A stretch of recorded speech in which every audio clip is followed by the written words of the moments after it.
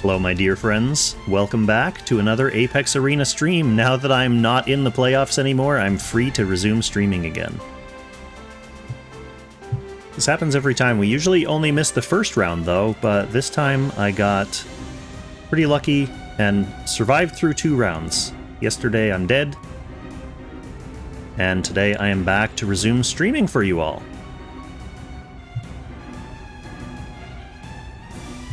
So I thought I would at least get set up here now. And let's see here.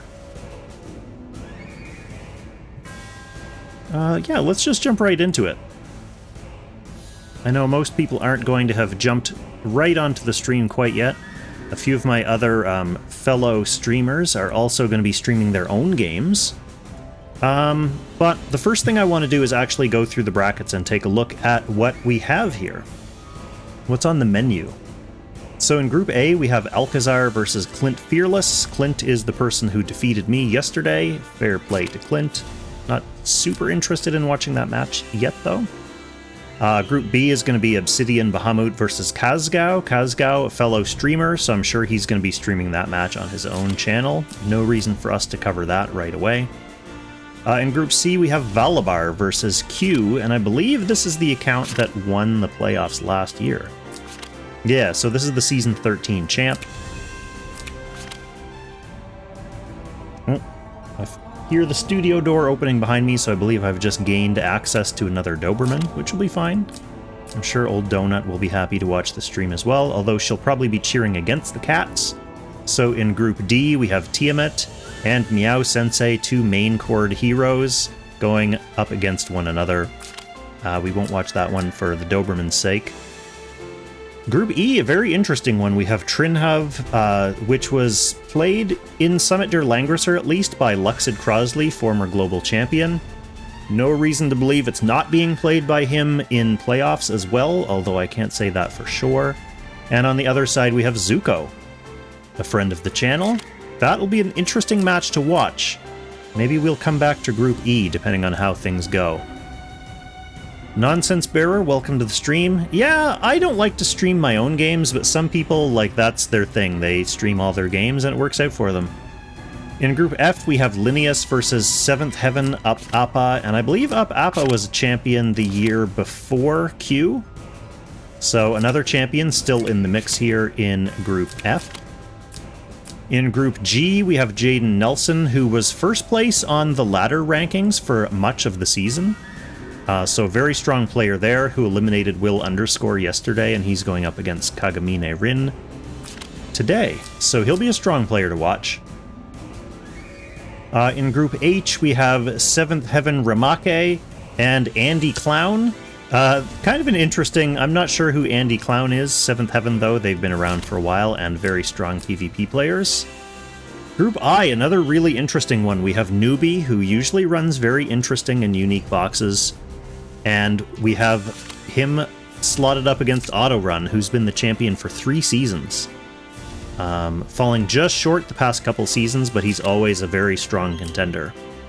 In Group J, we have Cool, who is probably going to be streaming his own match on his own stream, so that's another one, Nonsense Bearer, if you're the kind of person who opens up multiple streams and watches them at the same time. No reason for me to cover Cool, even though he is in my guild, actually. Then in Group K, we have Gall versus Cuck, 2 strong players. Gall has been around the top of the leaderboards for many, many seasons. Cuck is a little bit more of a newcomer, but he's been right up there in like the top 4 for the past couple seasons. Then in Group L, we have Xenogear Cap and Winston. Both strong players. Xenogear has been a friend of the channel for quite a long time. Wouldn't be surprised to see him in the chat if he wasn't playing in the playoffs right now. Then in Group M, we have another one of my guildmates, Chung, against Robert Goulet. So actually, this one's going to be a contender for one of the matches that I actually want to watch. Chung is a very strong, very smart, and strategic Apex player. Oh, look at that little eyeball just appeared. That means the matches are starting. We only have 3 more groups to take a look at, though. We have C versus B Guy in Group N. We have Cramp versus Ichao in Group O. 2 very strong players as well. Ichao has been at the top of the playoff rankings for the past several seasons. And in Group P, we have my guild leader, Junnie, versus 7th Heaven n1ce. So I think this is the one I'm going to want to jump into first, to show some Junnie loyalty. Junnie's also a good player. Obviously, as my guild leader, or guild member, we've scrimmed quite a bit. And, yeah, he's good, so I want to watch his match. Nonsense Bearer, my Chinese pronunciation is not very good, but it is roughly Iqiao. But you can look up a video on how to pronounce each of those two characters if you want.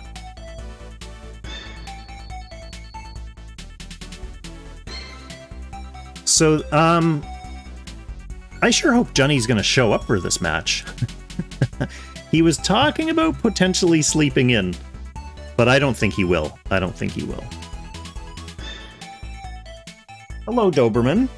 Yes, I do have a Doberman in the studio with me now. If I had my cam on, like if I was playing Final Fantasy right now, you'd get to see just the tip of a wagging Doberman tail. Okay, so welcome to all the YouTube viewers as well.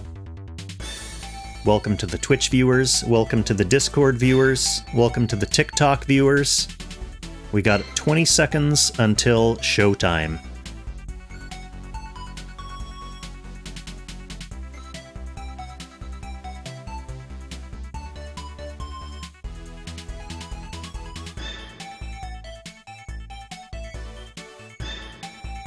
So as many of you have probably noticed, I've actually been cranking out replays for the channel for all the previous playoff games that have taken place so far this season. Rice Crew, welcome to the chat. You're just in time for the start of Game 1. Alright, n1ce has drawn player 1. They're on Plains of Strife, and let's take a look at their boxes. We've got what looks like mostly a rush box on n1ce's side, just Landius as a tank, and he's got Sissy White for his healer. That's a very classic one tank, one healer setup. And lots of scary units. So we got Epsilon, we've got Archon, we've got Lucretia, who... Oh, I guess we have another tank here. Lightbringer's here as well. Now I'm gradually going to start seeing more and more tanks, aren't I? No. Okay, good. Yeah, on Junnie's side, it looks like we're going to have a slightly more adhering to the meta box, where we have 3 tanks with Rosen. But he does have Polyol in the box, which is not startling. Yeah, no, everything here on Junnie's side looks pretty normal. Freya being one of his tank options instead of Landius is semi-interesting, because I know he has a strong Oboro, and Landius is one of Oboro's buffers. So n1ce is banning out the AO here, and opting for a first pick of Grenshiel, which is always a strong first pick against an opponent who it looks like are going to be relying on a tank. Grenshiel shuts down tanking quite nicely. Yeah, I'm a 0 Freya buffs Oboro as well, but it's nice to have both buffers in, because you can kind of guarantee between Freya, Landius, and like D-Heart, or an Act Again healer, you can guarantee that you're going to get a sped up Oboro. Which, if Junnie ends up with Oboro against a box like this, he's definitely going to want it to be sped up. Like, he doesn't... I mean, I guess he doesn't need to wait until turn 4 to transform if it's going to be all DPS, but he won't be able to afford to wait too long, because these units are coming in hot.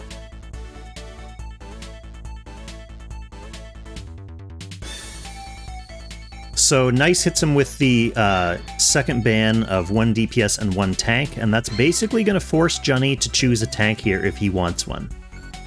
If he doesn't pick a tank, then n1ce could use the next round to ban out both of his tanks, and then Junnie is basically stuck going all DPS. Let's see if n1ce calls this bluff and wants to waste a whole other round of bans on just tanks. Or if he wants to... Yeah, he's going to do it. I mean, that's what that gambit is for. Junnie figuring that the Rosen seal is going to actually bring his team more value against an explosive AoE Leon than a tank would. Which makes sense, she can bring her 3C and get a little bit of post-Leon healing there.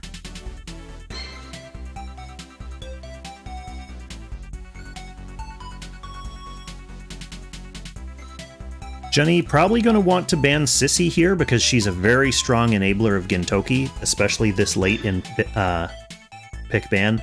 I made a mistake like that earlier. I forget if it was during a scrim or an actual game where I let Sissy... Oh, I think it was during my second game against Hale. I let Hale have Gintoki and Sissy, and I regretted it from the second it happened. Yeah, Soda, I would not be surprised not to see Oboro, at least in this game. Maybe on n1ce's side, because he can kind of afford to have Oboro following his team up. Especially if he doesn't want to last pick a tank.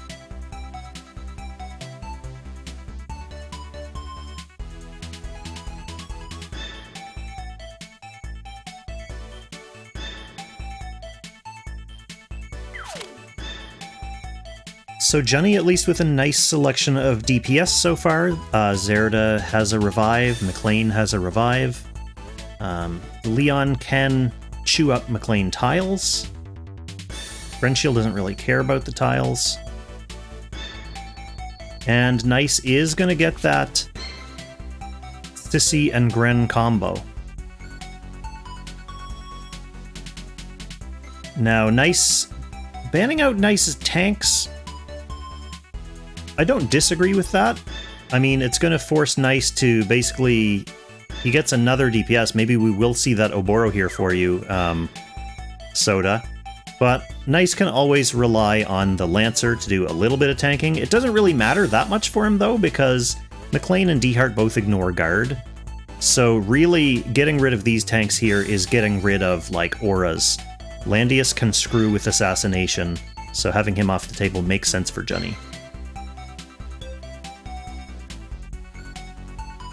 But against this kind of lineup, as player 2 with no tank, I already see Junnie being kind of on his heels.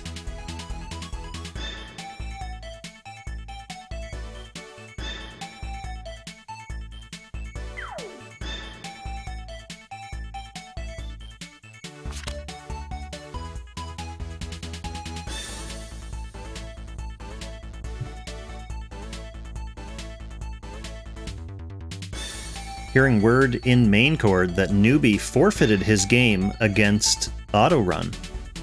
So that's unfortunate.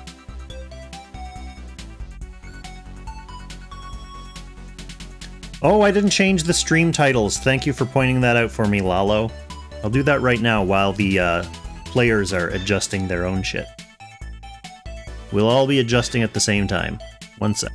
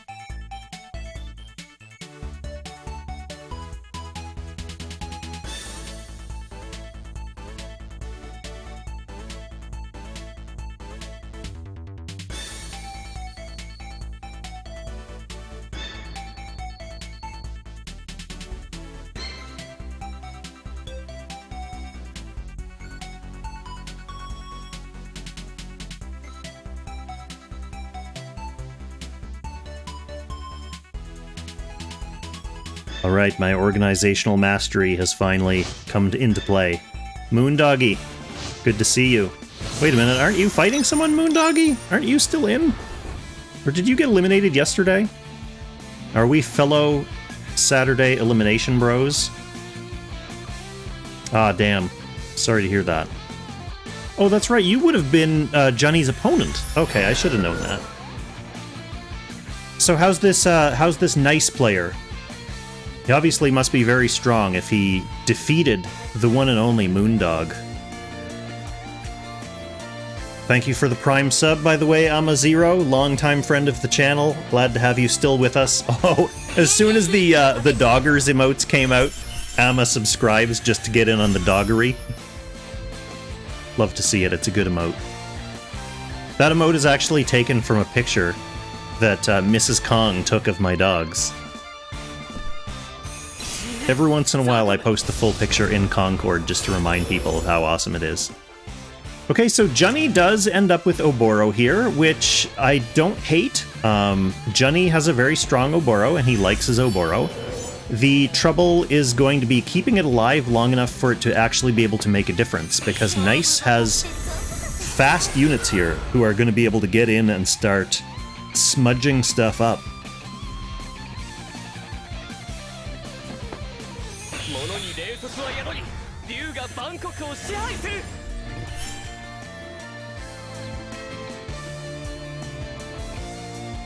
B-Guy, aren't you playing right now?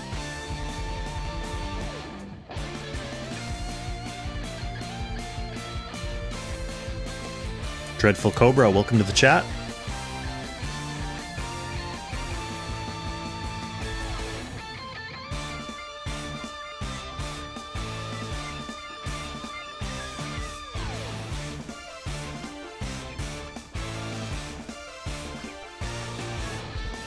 Well, I'm not going to back out of this game to check the results of B-Guy's alleged match, so someone will have to let me know.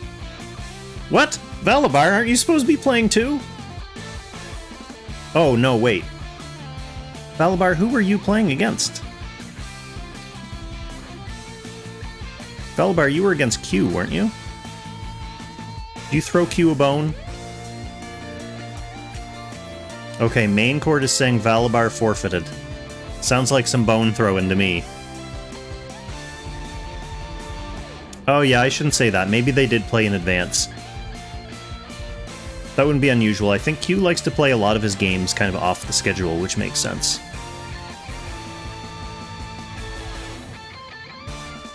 Okay, so we can see n1ce is already getting his units lined up into position to be able to strike soon. You can see this Grenshiel is looking straight down the barrel at Oboro. Oboro is posted up on a tree, though. So that's something. He's got a tree. McLean Tiles, unfortunately, not going to be able to slow down the Grenshiel.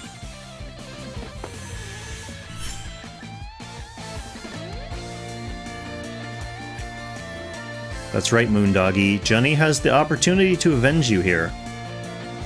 If I sound slightly skeptical of Junnie's chances in Game 1, though, it's because I am. n1ce just has such a great, like, anti-tankless setup here. I would be first in line to want to see this Oboro go absolutely nuts on n1ce's team. I want Junnie to prove me wrong. What else do we have here? Okay, so D-Heart brought his little extra self-contained buff. Everything pretty standard there. Yeah, it makes sense. It's a 3C Leon.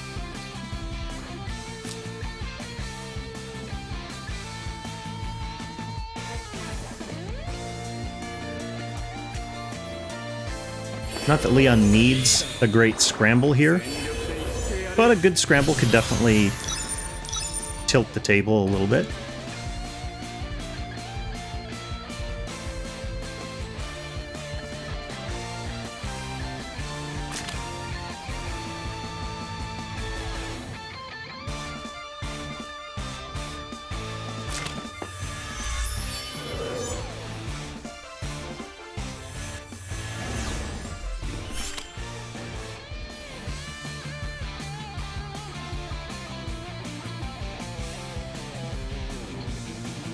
I wish I could see range. It's kind of hard to count what Leon can reach.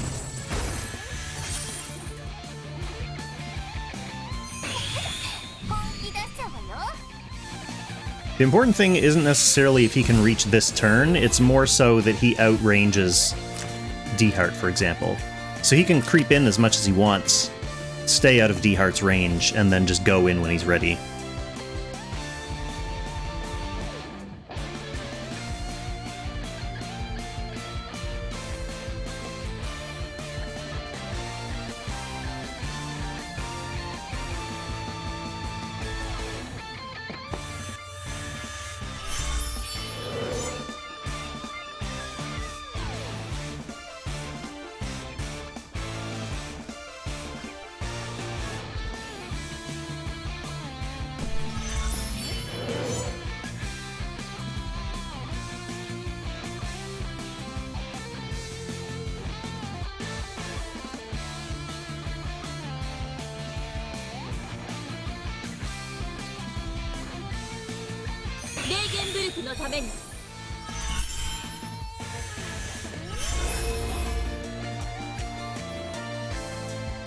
Everyone kind of grouping up to try to protect this Oboro. This is like a really old-fashioned protect the Oboro team.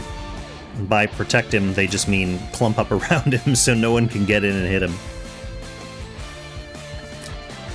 I mean, he can attack from far away. He has no stacks yet, though. I don't know if he kills Oboro. She can air slash, but I don't think that kills Oboro. Leon can open things up.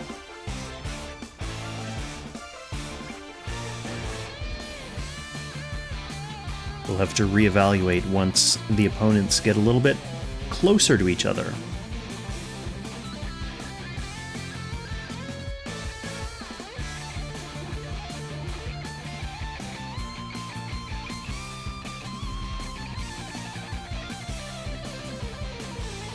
Also, let me know how the volume balance is. I don't want to feel like I'm shouting over this totally rad electric guitar solo. I've got the game volume quite loud in my ears and me not loud in my ears, but I know that's different for you guys.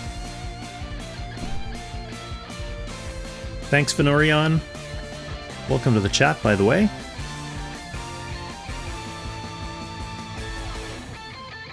It's a great honor and also somewhat bittersweet to have so many fallen playoff heroes in my chat.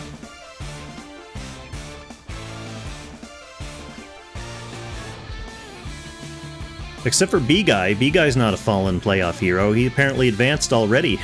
He's a early victor.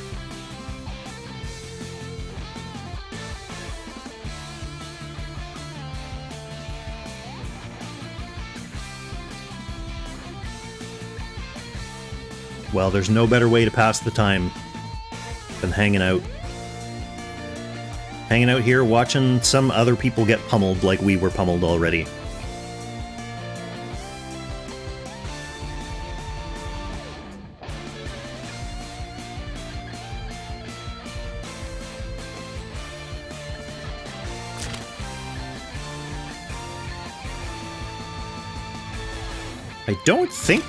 I don't think Junnie's trying to decide if he wants to make a play for this Gren Shield with his McLean.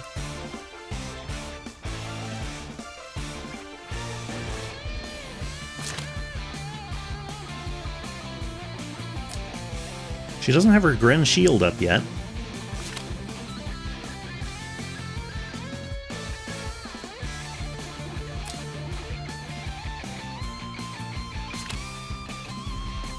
He probably wants to keep his D-Heart action available to help zone out the Leon a little bit.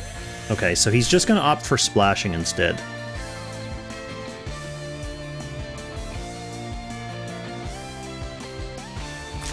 That's fine, might as well get its cooldown started.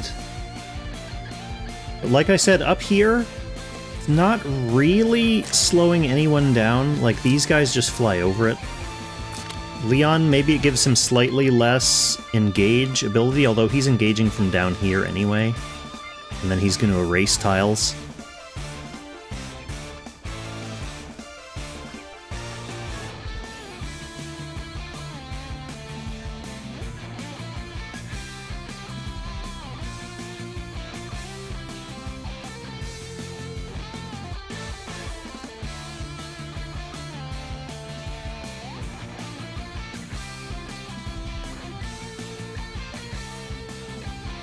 Cool Stream says he's playing Star Rail, and the title is Top 32 versus Chinese Name, so that's how much effort he put into that. He probably just hasn't noticed the Star Rail thing, like I didn't notice I was still promoting this as a TSDL stream.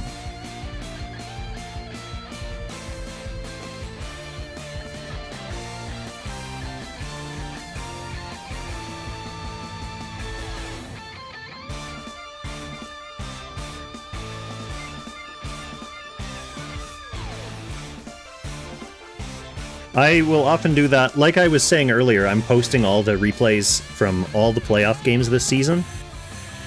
And it has been having a noticeable negative effect on my follower account, by the way. I will say that, which is kind of an interesting analytics thing to be aware of. It doesn't bother me, but it was fairly interesting, and I kind of think I figured out why it's happening. But that's beside the point. The point is, in my files, like when I'm saving thumbnails and stuff, I do kind of lazily put, like, cool versus Chinese guy or cool versus Russian guy, but on the actual thumbnails themselves, of course, I'm careful to actually paste in the correct characters for their names. Even though their names may not be a language that I know how to read, it's important to at least respect what their actual name is.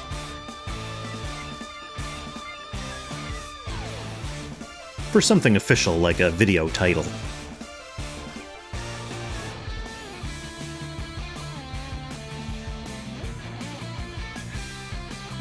Yeah, a negative effect. I don't know, I'm not really surprised by it. I don't find it too surprising. Okay, here, Junnie is going to go ahead with this D-Heart. So he has a couple options. Going for the Epsilon, I think, is a smart move, because this preempts Epsilon from getting any shields, and it also avoids that awkward situation later in the match where Epsilon is going to be able to hide and make him very annoying for a turn.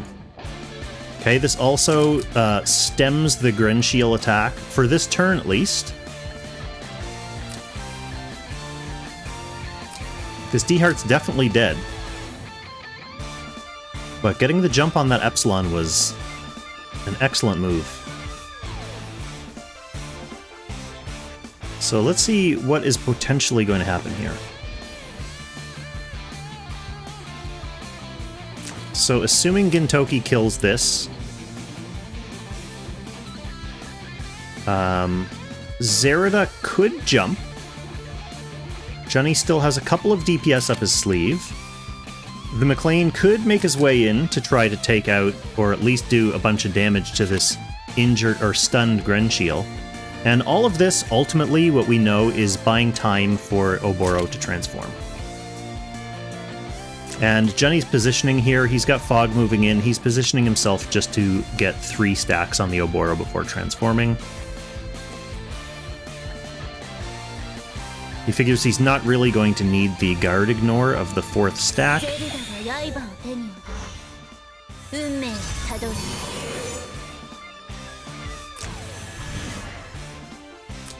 Zerida can really only kill Grenshiel here, or the Lancer.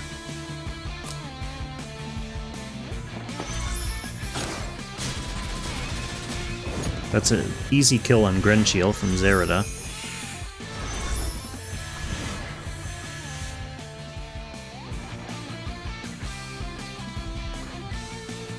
Things are looking better for Junnie now, definitely.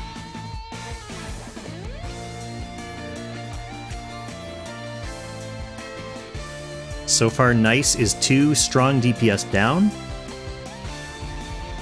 Junnie, a couple committed, one of them with a revive, though. Now, bear in mind this Gintoki kind of counts as 2 units because he's going to be able to abuse his act again later.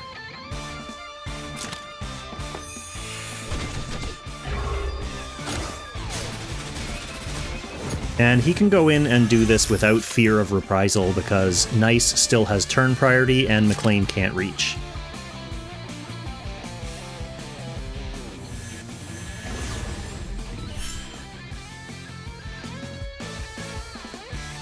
So n1ce is going to be able to start the next turn.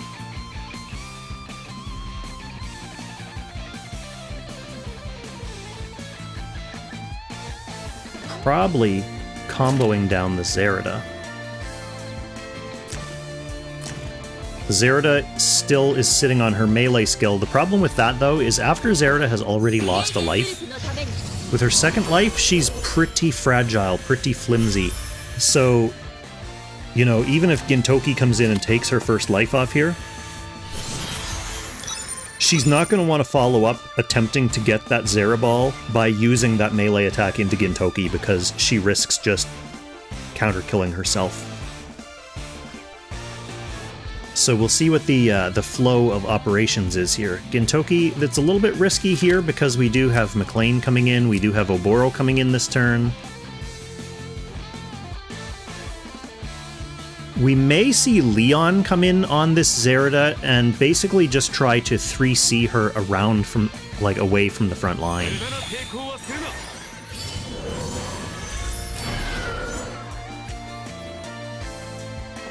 So yeah, he's going to want to hit the Zerida here, take the first life, and then move back a bit to try to scramble Zerida away from the rest of Junnie's units. And away from her Zeraball. Now let's see if he gets a good scramble. Oh, it doesn't even matter. She's just uber dead from that.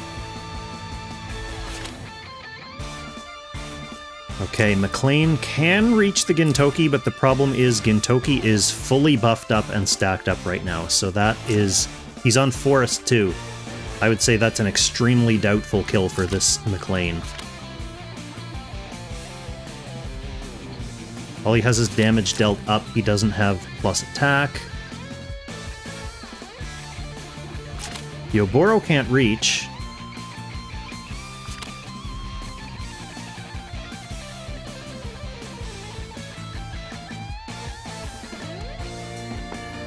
He might as well go with Gintoki anyway. He can retreat back to water after this.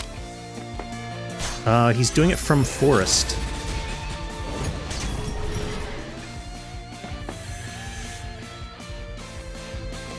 So definitely not a kill there on that Gintoki.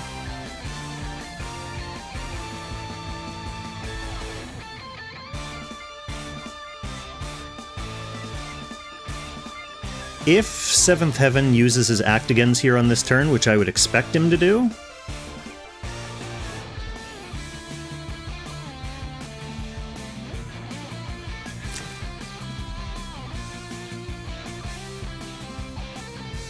the only thing is, n1ce is going to be carefully counting to make sure wherever he goes with Gintoki here that the Oboro can't reach him. But I think he might be able to reach him if Gintoki's in range of McLean. The Oboro might be able to catch him. Okay, so he's just going to hang tight down here for now. He's not going to attack yet. But I would expect to see the Actigen coming out now. And Gintoki's true target is going to be revealed. Can this Oboro reach?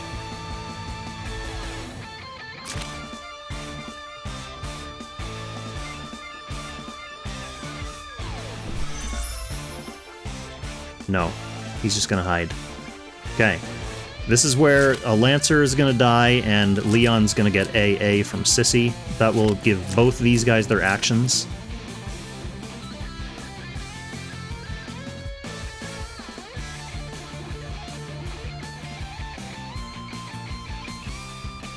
There's no real rush to do it this turn, that said, just because n1ce still has turn priority. So he can just do a normal action with Sissy here, let Rose and Seal do whatever she's gonna do, and then start the next turn. Well, I guess if he starts the next turn, he's only starting the next turn with one action from one of these guys. Okay, interesting. So we're not going to see a sacrifice play for the AA this turn. We're just going to get a straight-up Desperate Measures on Gintoki.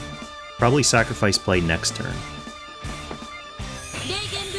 I guess the thing is, he's keeping the Lancer in his pocket because he knows that this Oboro is not fully transformed, so that Oboro can't actually ignore guard.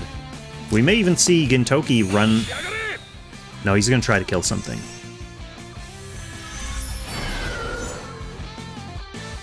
McLean's assassination skill is down, so he can't currently ignore guard either. Oh, and that Oboro's dead. Minor explosion on the Gintoki, but he fills himself right back up. McLean with no skill is not going to be able to just flat melee this buffed Gintoki down. We saw what he did with his full skill. Yeah, so Junnie knows that one is over. Interesting game.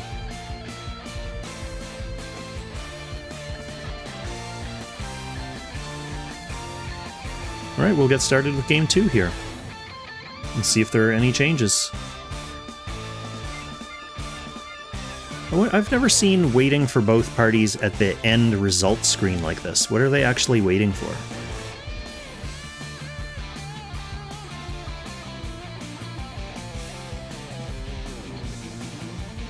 Like, normally if we're waiting for the losing player to pick player 1 or player 2, they do that on the next screen. Yeah, they do that on the next screen too, Ding. They usually, like, will do it here. Yeah.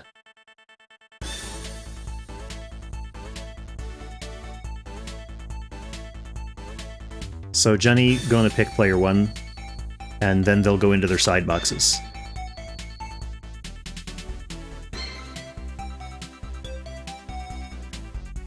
So while they're doing that...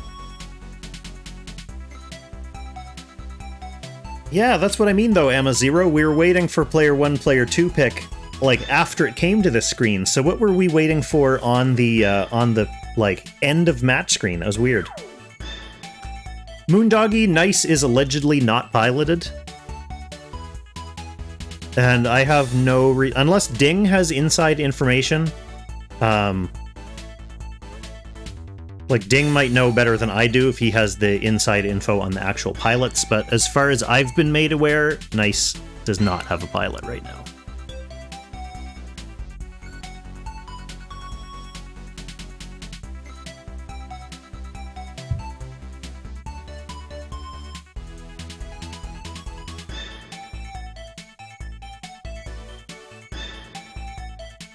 So yeah, like what I was hinting at earlier, while we're waiting for the players to adjust their formations, since I started posting all the round 1 replays, I think it ended up being like, well, how many games were there? If it was top 256, there were theoretically 128 games, but a lot of those were forfeits. So anyway, there were dozens and dozens of games that I posted.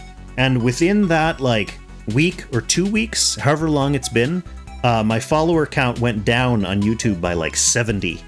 70 followers, and I do have a working theory for why that is. There are a lot of players who used to play Langrisser who don't play Langrisser anymore. And basically just let, like, their account go. They haven't thought about Langrisser in like a year or 2 years, but they just stayed subscribed to Kong, because how often do you go back and clean up your YouTube subscriptions? Usually only when you start seeing stuff coming up in your feed or the algorithm that starts to annoy you. So I'm guessing that's a lot of people who don't play Langrisser anymore, haven't followed Langrisser content, and all of a sudden started getting like dozens and dozens of Apex matches floating onto their algorithm, like, come watch all these round 1 Apex games, and that prompted a lot of people to be like, you know what, I don't need to be subscribed to this anymore. So I think that's the major impetus behind that. But that's fine for me too. Having a bunch of like subs who don't comment or watch or engage with my content at all doesn't really help me. Okay, so back to the game. We did see Junnie go ahead and drop Rosenseal and bring up, I believe, Sissy was his sub pick for Rosen. Kind of makes sense as a player 1 swap if he wants to be a little more aggressive on his side. And then on n1ce's side, we dropped Lucretia and one of his tanks, so he does go to a pure 1 tank setup now with just Landius, keeping the Sissy, and he brings up Tiny Jess as a more dynamic playmaker option. As player 2, that's interesting, but it is in keeping with n1ce's game style. So we do see Junnie with that first pick of Grenshiel, which is interesting. Normally you like to first pick her if you're pretty sure or reasonably sure you're going to be playing against a tank. It looks like n1ce is in no rush to play a tank. Grenshiel can at least do a little bit of zoning in her own right as well.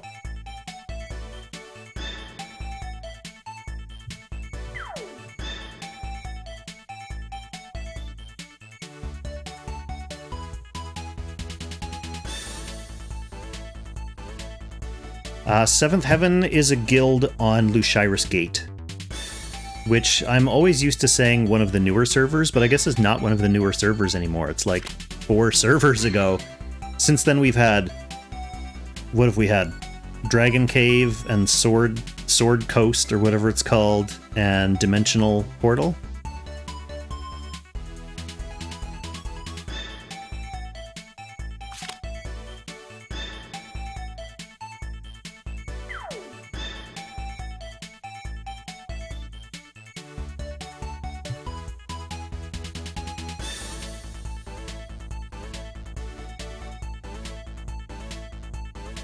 S-word memories, yes. Thank you, Moon.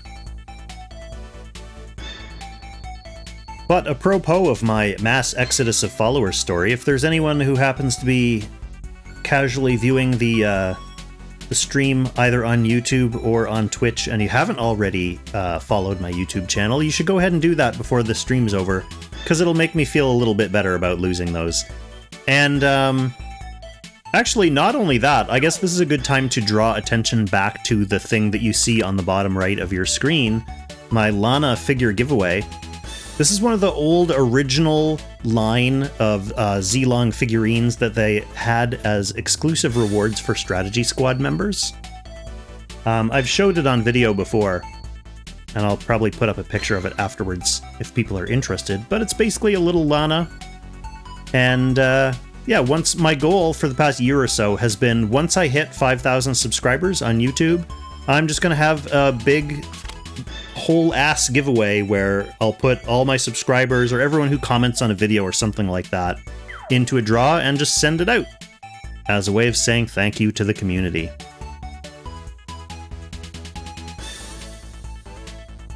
Ah, thank you, Najin. Yeah, top 64 is good. Tristan, top 256, which is fine for him. He just likes to get into the playoffs, and then however deep he goes, he goes. He's still holding out for his first forfeit. He really wants to get a forfeit one of these days.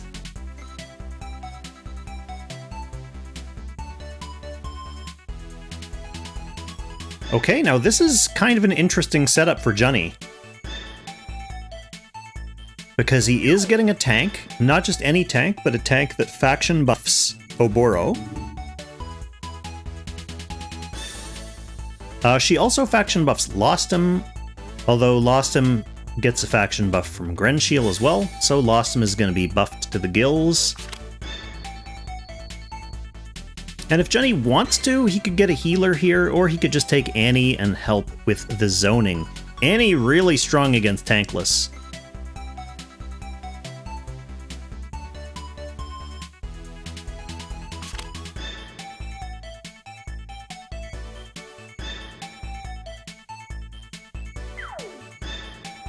But Nice is going to be getting either a Lando tank or a Lanzo tank. We'll see which one he chooses. Yeah, Moon, I've been playing with different types of tournament ideas. Like, I really liked, like, your idea of auto battle tournaments. Auto battles are kind of hilarious. I also really like the idea of a naked tournament where everyone has to have no equipment.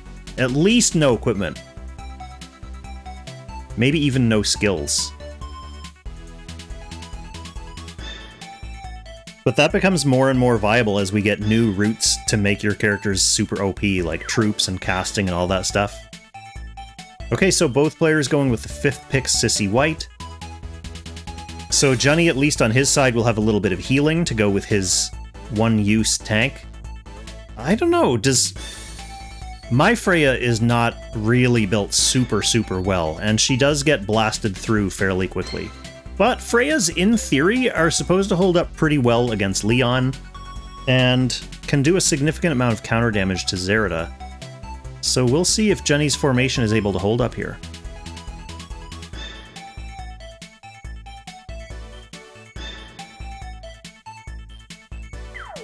So what do you think, Moon? No skill, but still allow equipment? Or totally no skills, no gear, just punching. Only punching is allowed.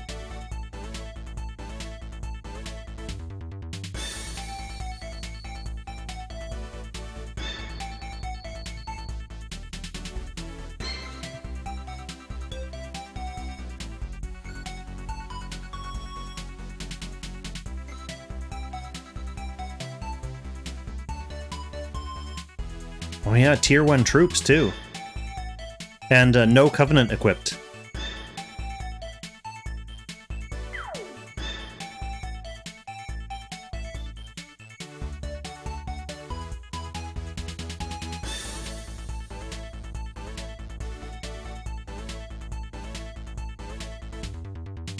Okay, both players taking their time, setting their skills, setting their troops, setting their formation.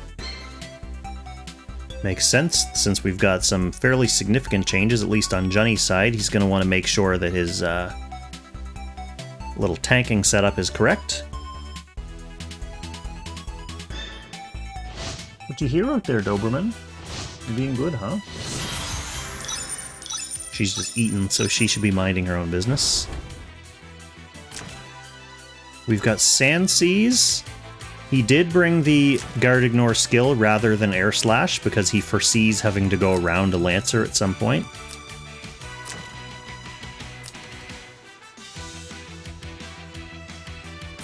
Grenchiel can also help deal with the Lancer.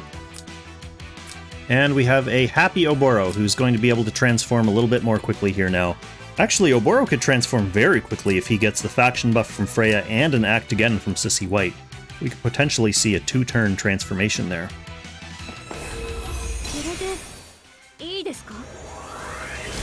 So basically, Junnie is putting all his eggs in this Oboro basket.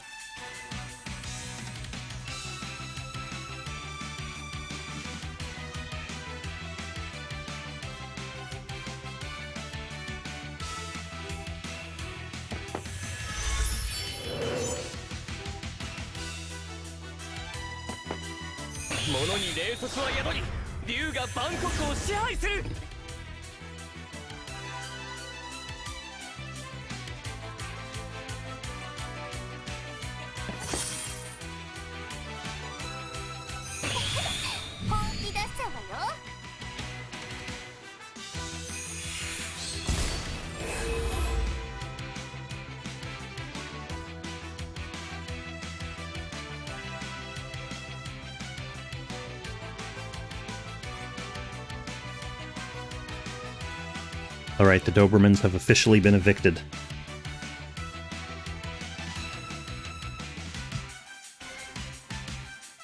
Now, let's get caught back up to where we left off. Just transformed Oboro.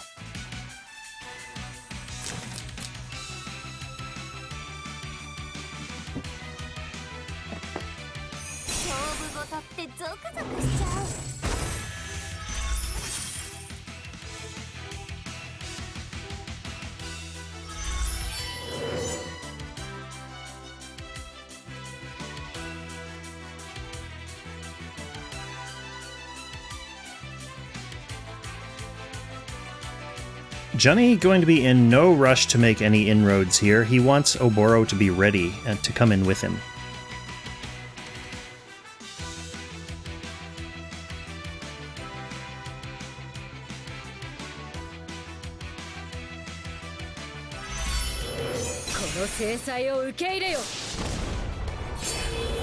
Yep, Junnie's just gonna wait, play his own game.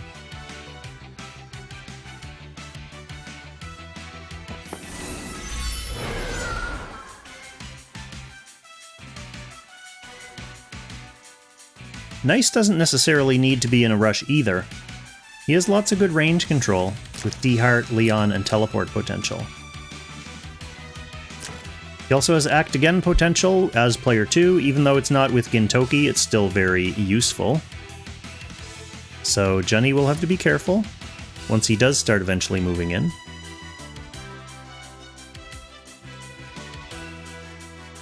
I'd be very surprised, so the D-Heart is the only unit here who can ignore guard. I'd be pretty surprised if he can one-shot Junnie's Oboro. Maybe he can. I'm sure Junnie has thoroughly tested his Oboro's thresholds.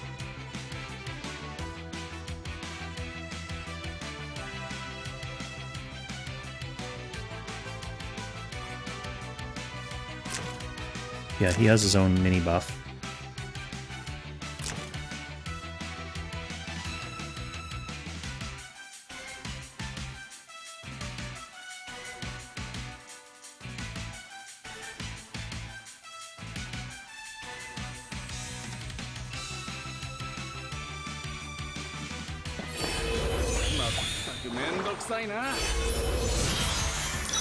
Okay, D-Heart posting himself up in front here.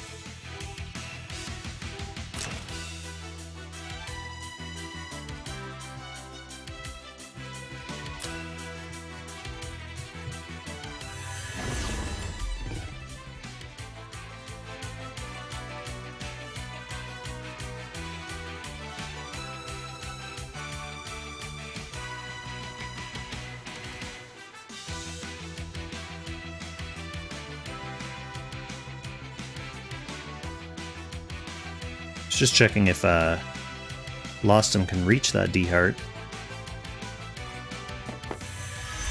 Maybe a little bait to begin the proceedings.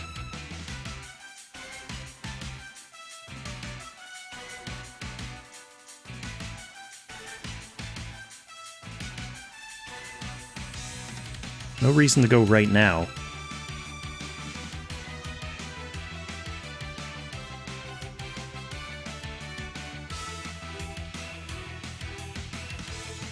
Yeah, he can't reach anyway.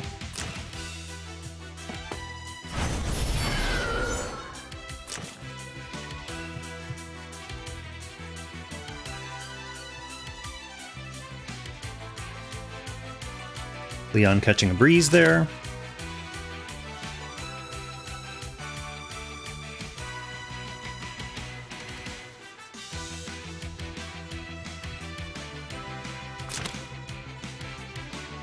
So Leon should be able to reach this at least.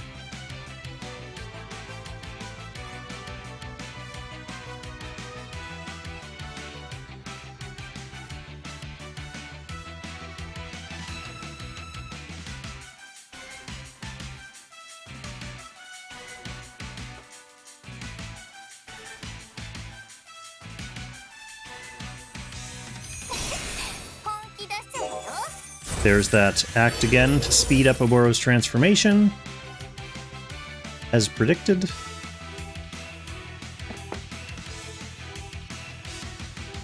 That should hand turn priority over to n1ce.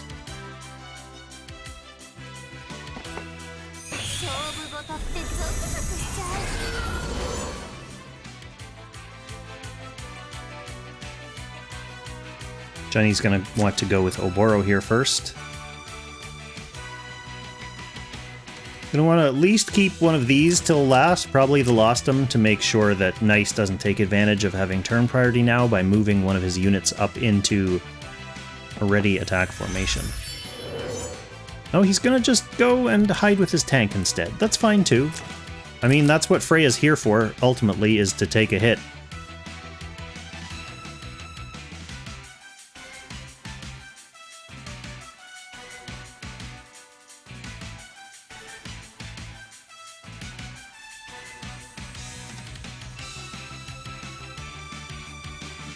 Oh, Newbie just showed up in main court saying he overslept. I think Newbie overslept and forfeited a game in the playoffs last year too, didn't he? I don't really understand how that happens, to be perfectly honest. Time zone issues aside, which I understand, but like, if it's me and it's playoffs, I'm showing up. I'm finding a way to show up. But I guess maybe it stings a little bit less knowing that he was against auto run and he feels like he was probably going to lose anyway. Still, you like to show up and represent your team and your fans.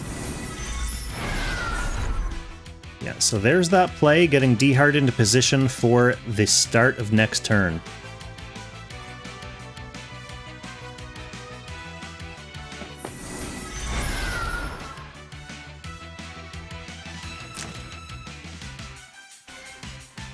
She can't reach. Oboro has to transform anyway. Or has to, like, wait for his last stack. There it is. D-Heart, do you think you're going to be able to do it? Are you going to be able to do it?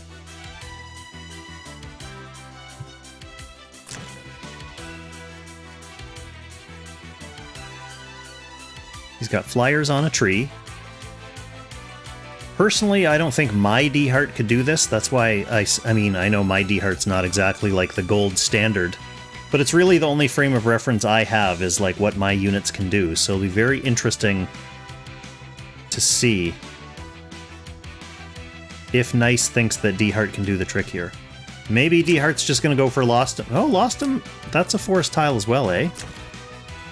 Well, he doesn't have his post-grapple extra defenses on that tile, and he's using infantry troops who are directly beside an ally.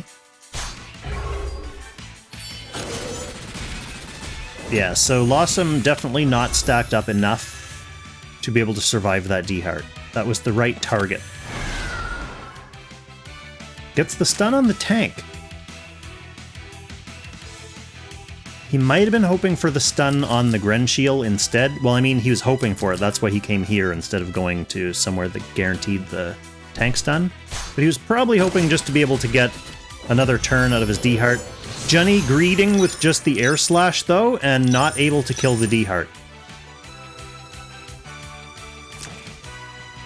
This D-Heart might just run to start the turn.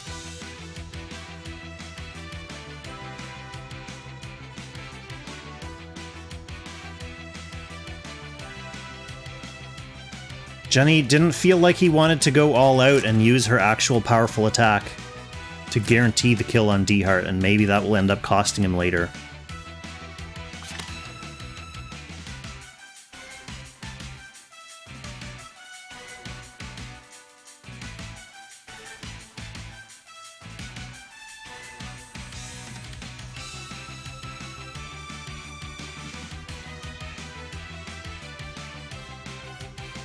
n1ce maybe debating jumping in with Zerida here as well, rather than running D-Heart back to save him.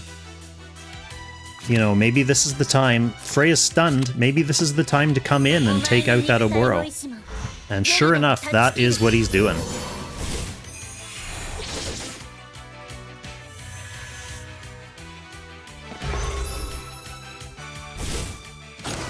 This is going to be an easy kill. Yep.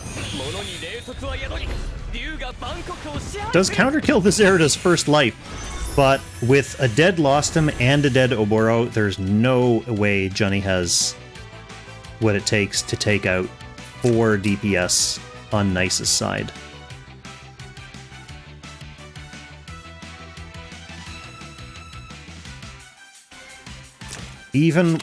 Yeah, I was going to say, even with unstunned Freya and a healer available to him, that's just like hoping for Grenshiel to carry against 4 units. It's not happening.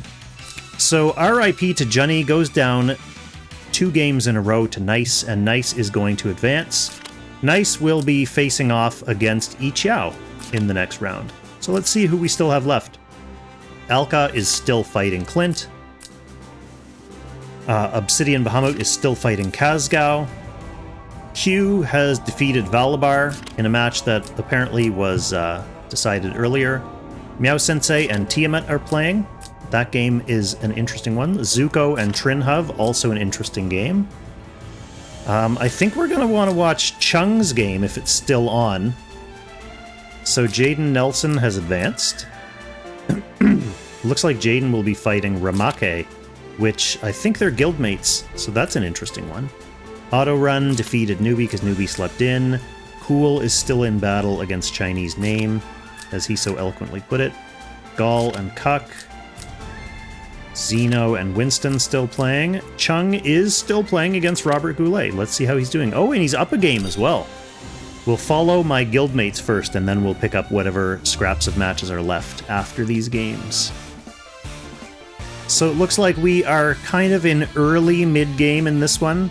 Robert Goulet still has his whole team, which consists of an Archon, a partially charged up Oboro, a Leon, a Sissy with a Lancer, and an Azusa, who has already committed herself behind enemy lines. Chung, for his part, is playing with a tank and a Rosen, and an Agnes, and his DPS are Gintoki and McLean. Gintoki and McLean have already committed their actions here, though, so Chung is not going to be able to punish the Azusa this turn.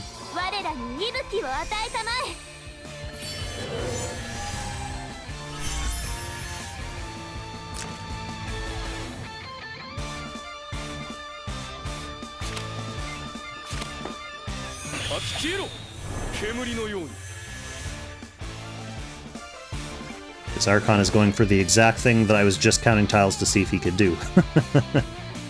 The answer is, he can do it. Unless that Agnes was on electric headgear and passed the buff to McLean. Nope. McLean was displaceable.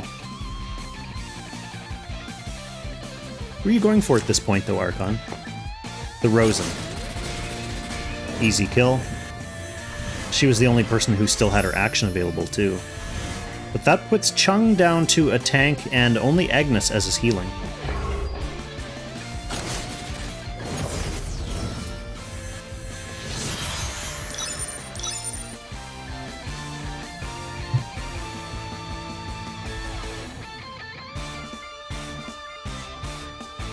Gin just knocks the shield off the Azusa, and then it's back to Robert Goulet for the start of this turn. Archon with no skills available right now.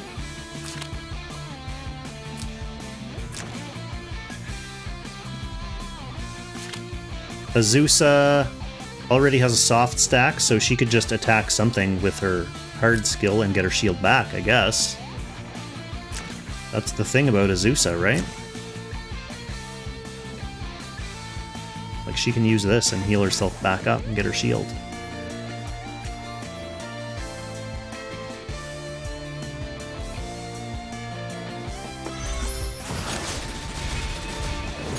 Or get yourself counter-killed against Chung's McLean. Oof! Oof! Oof. Maybe I guess it would have been safer to try to use that on Gintoki and have it be guarded by Lightbringer. Just hope that Lightbringer would do less counter damage than McLean. That's still a chonkin amount of counter damage, which was essentially all coming from the Glacials.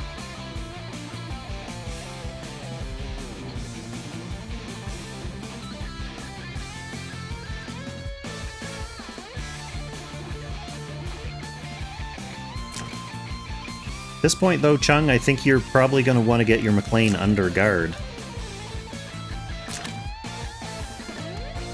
Assassination skill is down, so you can't even run in for any sneaky plays on, like, the Sissy, for example.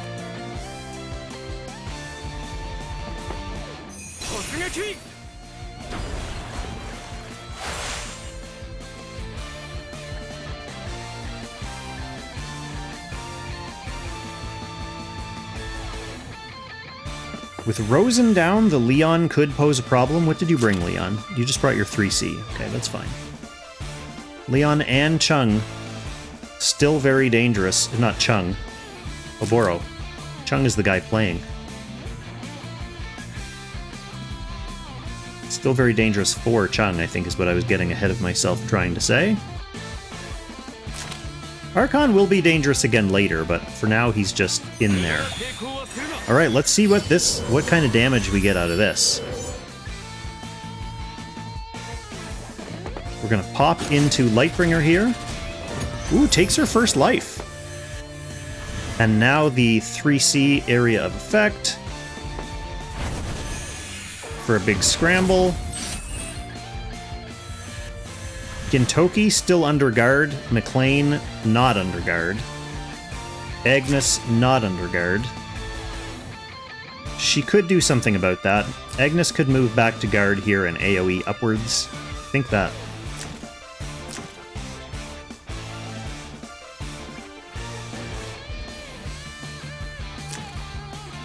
I guess Lightbringer could also move up, and does she have Discipline right now? What does she have? Oh, she has the other Bash skill.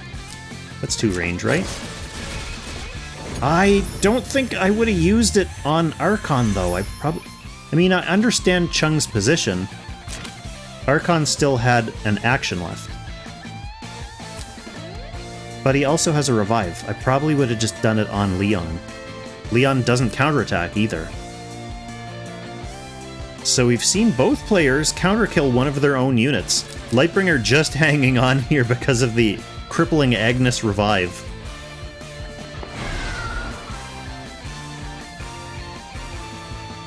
And Archon now trying to run away to get his skills back and fight again another day.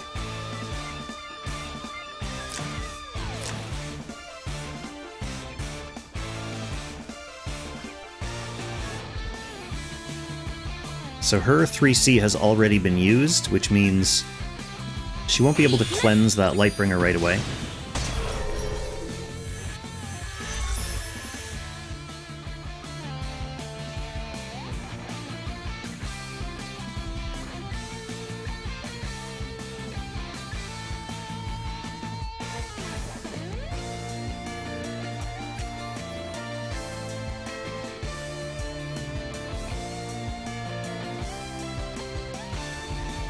Do you think Archon without any skills?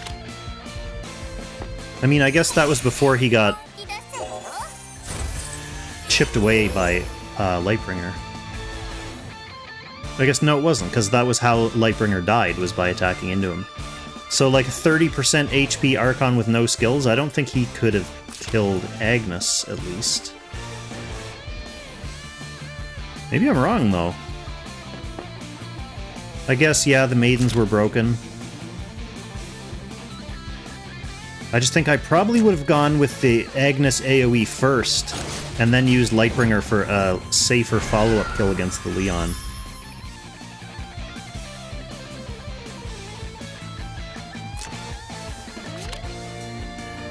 I mean, Robert Goulet may still be thinking of that play now that he's Act Agained and healed up his Archon. He could come in and poke this Agnes if he wanted to.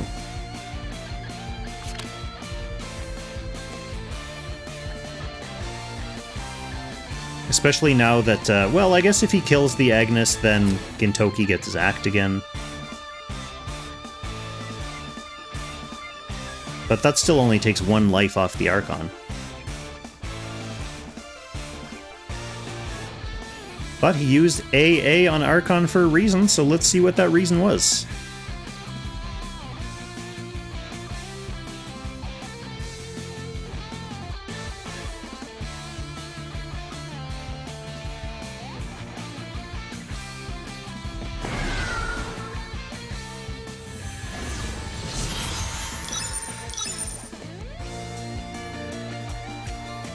It was just to hang out and get his cooldown back.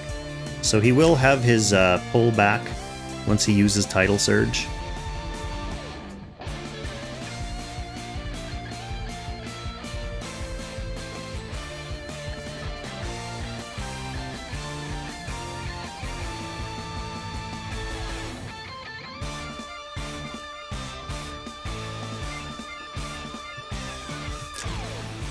Kind of feel like Chung needs to go for something here, just because if Robert has Oboro and Archon, that's the only way he's going to be able to combo down the Gintoki.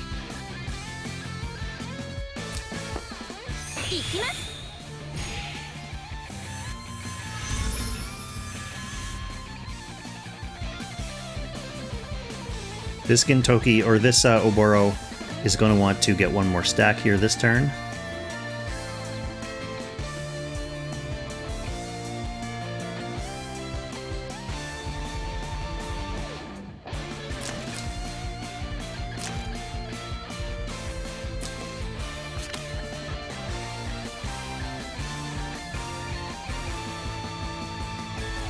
Lightbringer will be back in the action next turn regardless. Robert thinking about what order he wants to take this in.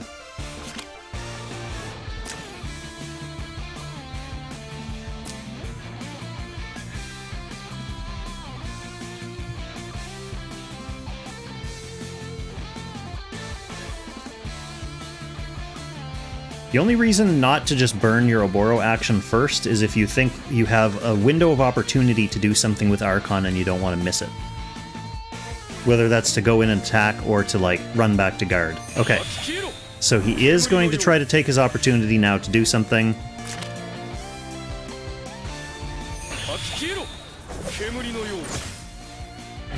Pulls the Archon again, or pulls the McLean again. He's a great pull target.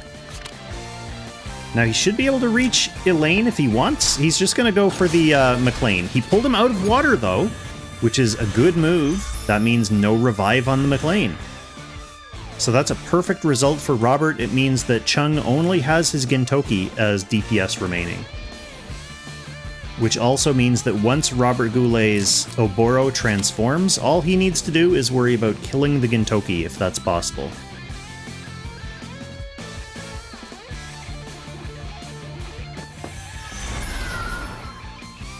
Okay, so I believe her near death has worn off now. So she's a normal Lightbringer with no more revives left.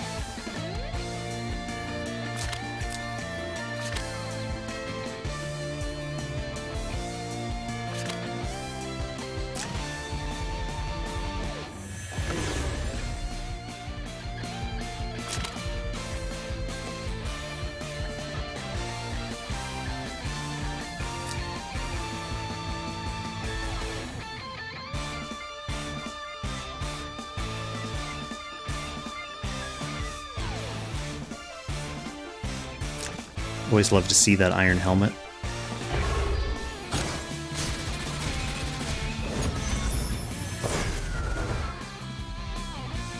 Alright, Gintoki going ahead and taking the first Archon life, knowing that Robert Goulet still has an action here with the Sissy. So Chung is going to have turn priority. He's not going to be able to follow up to kill that Archon right away, though, if he wants his Gintoki to be under guard. Maybe he doesn't care about it being under guard. I guess it doesn't matter if Archon's dead. Archon's the only one who doesn't ignore guard at this point. Oboro ignores guard. So maybe you just outright kill the Archon with, like, Agnes.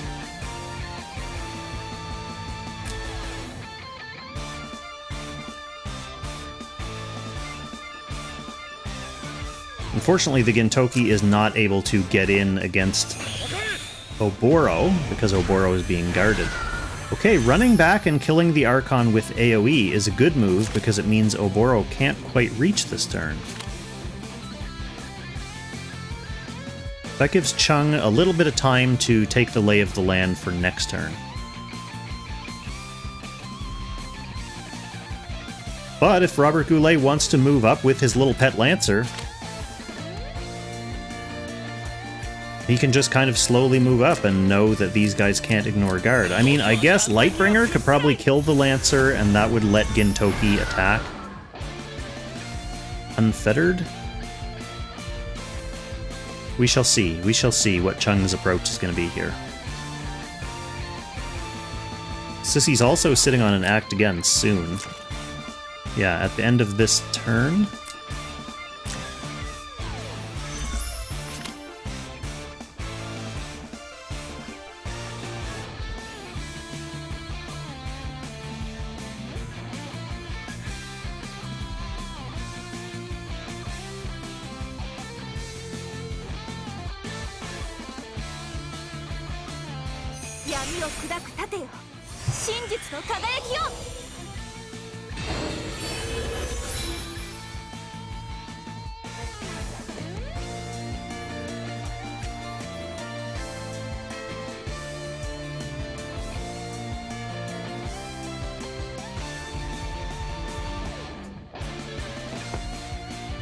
Yeah, the Lancer moves up.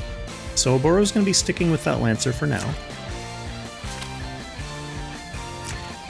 Her attack is back, but she can't reach.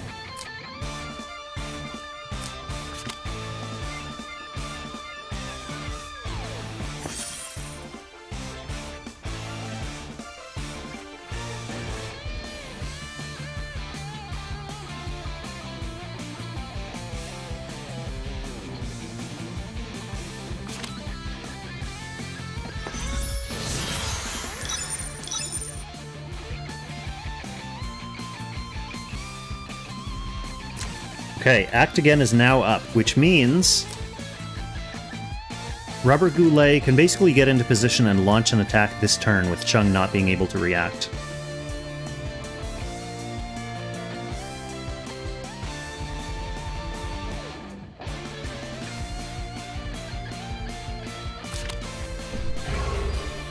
Okay, here goes the attempt. Windwall procs! The follow of AoE will finish that Gintoki. Yup, Gintoki is down.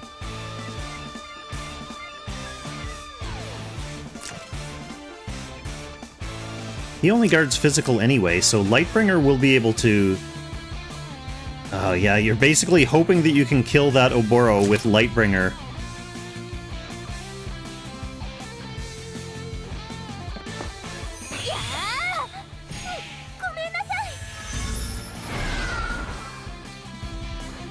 She's in good shape.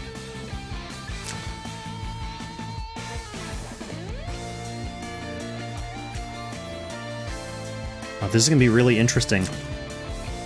This is the good skill, too, for this exact kind of situation. Bonus damage for every dead ally, so Chung would be at the max bonus damage on this skill right now.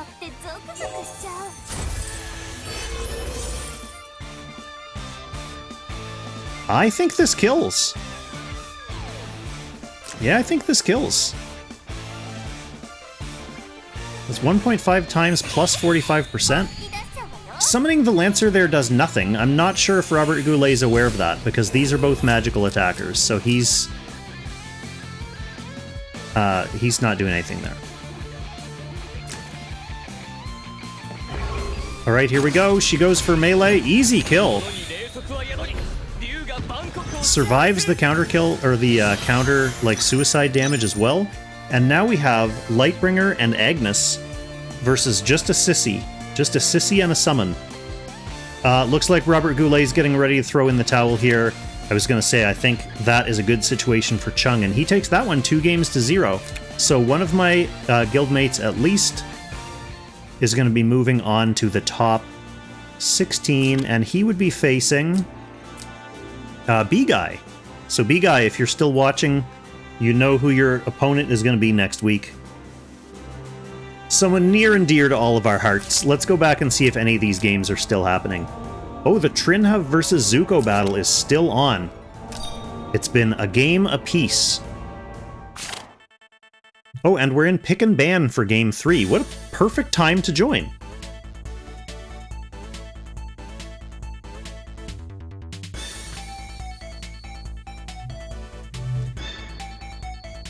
So,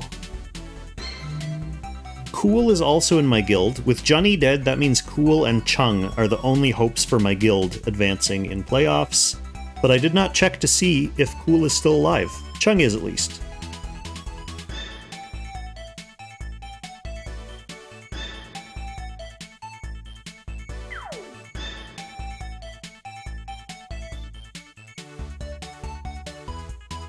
And I should also say congratulations to Robert Goulet for making it this far. Top 32 is definitely no small achievement. So congratulations, and it was well fought.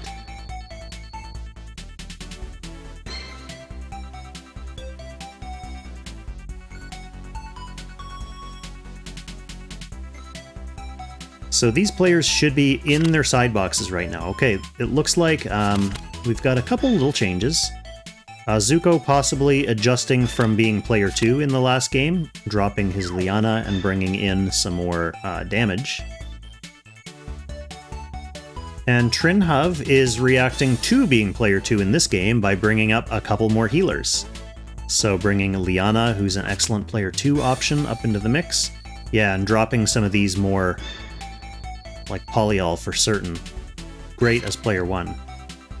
So Zuko does not want to face Trinhov's Oboro.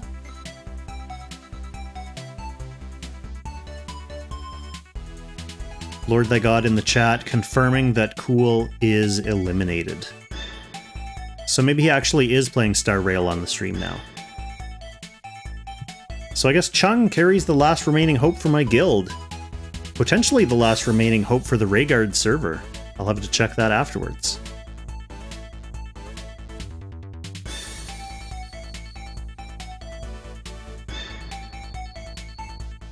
Alright, it looks like Zuko is going to be attempting to play a fairly traditional Rosen plus tank team.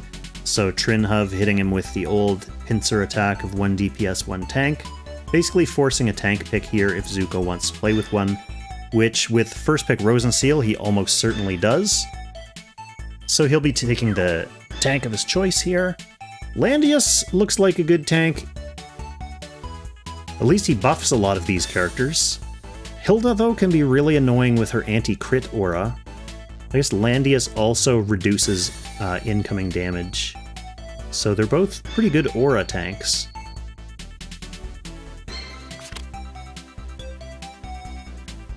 Opting to go with Hilda and smartly banning out the Gren Shield, so that's one tank ignoring option off the table for Trinhov. Trin with the first pick Sissy White, that's very interesting.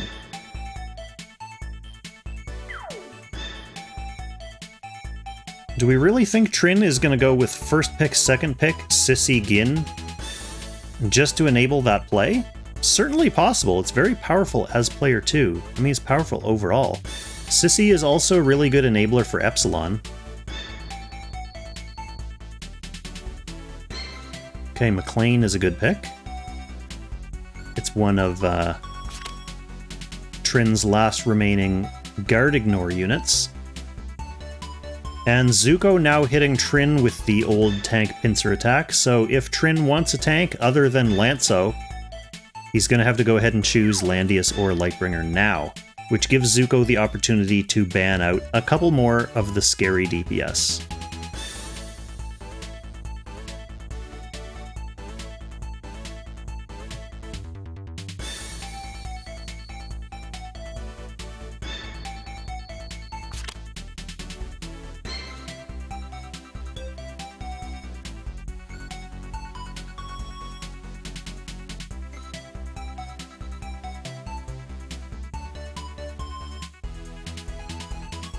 So Trin does go ahead and secure the tank, and we'll see which DPS Zuko thinks are the most threatening.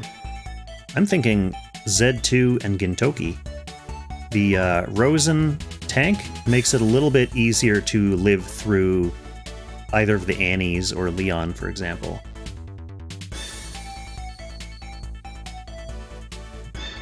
Although maybe Trin puts all of his eggs into some good Leon scramble RNG. Some scrambled eggs.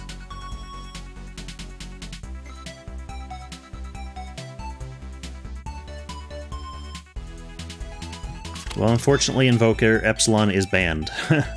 So we won't be doing too much of that, at least in this game. Alright, Gintoki's still available. Zuko probably just has confidence in his... I haven't been watching his previous games yet, so I don't know if his Hilda is a cavalry tank. Potentially she is, and she's not as worried about Gintoki. Gintoki could just bring those damn little Lancer units, I suppose.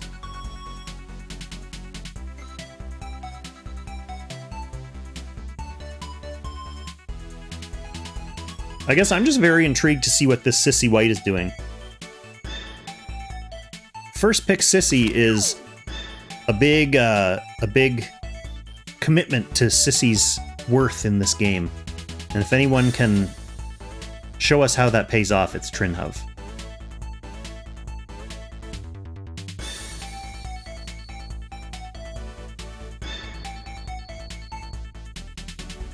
Okay, Trin now getting Annie as well. Probably more for the portals than anything else, just because if you're going to try to burst through Hilda, I mean, Annie and Ao are both strong single-target mages, but the portals give the original Annie a little bit of an edge on that front, I suppose. And I would be shocked to see Trinhov play with two tanks. So I suspect we'll see a last pick AO here. Then again, these players are all too big brain for me, so... Okay, good. I got one right. We're gonna see a last pick AO. She will be there, hoping to pick off a stray kill. Potentially chunking some big damage at Hilda for a combo. But we'll see how that plays out for her. Alright, so both players are going to be adjusting their skills, soldiers, and formation, and then we will join them in just a moment.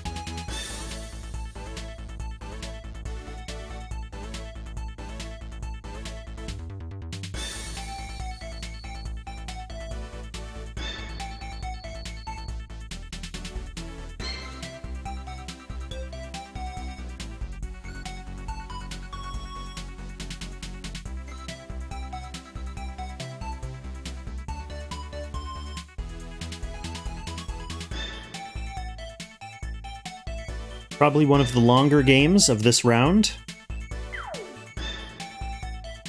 Well, given that it was still there when we checked it out, we managed to watch Junnie's entire game and then came back in time to catch most of a Chung game. Although that was Chung game 2. And now here we are, right fresh at the very start of Zuko versus Trinhov game 3. So we're getting a nice variety, a nice sprinkling of content.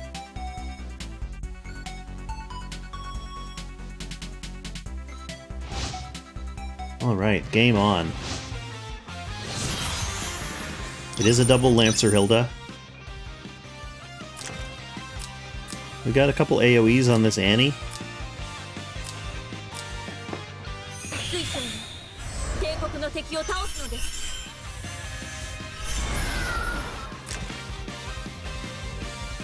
Glacials on the AO to help take advantage of McLean tiles, I guess. Templar Knights on the Lightbringer to help defend against the Gintoki, who is double infantry. We're straight single target on the Annie. And we are interesting Lightning Strike and Teleport. Lightning Strike was probably a gambit for Hilda being cavalry. It's also got fast cooldown. And Teleport with Sissy White, like having the option of Teleport and Act Again, definitely gives Trinhov some dangerous dynamic playmaking potential here as player 2.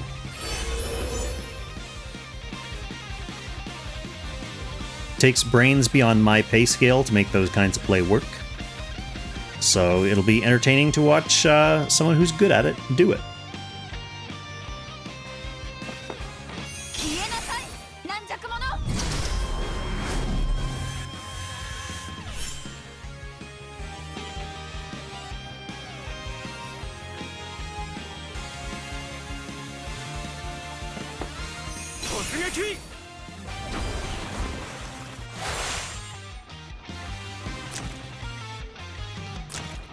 Okay, nothing here ignores guard, though.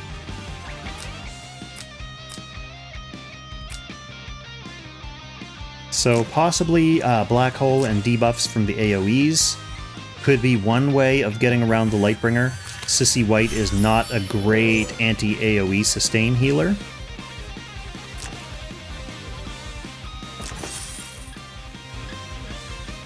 We also have a possible push play from Gintoki once things close up a little bit.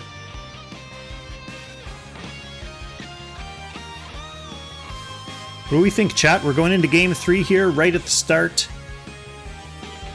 Who do you give the better odds to in this Zuko versus Trinhov match, based on pick and ban and just the opening couple moves so far? Oh, Qtaru giving us the inside scoop. Meow and Tiamat just entering pick and ban for game 3 now. Wow. So after this game concludes, we may still have a little bit of watching to do over there. We'll check it out if it's still on then.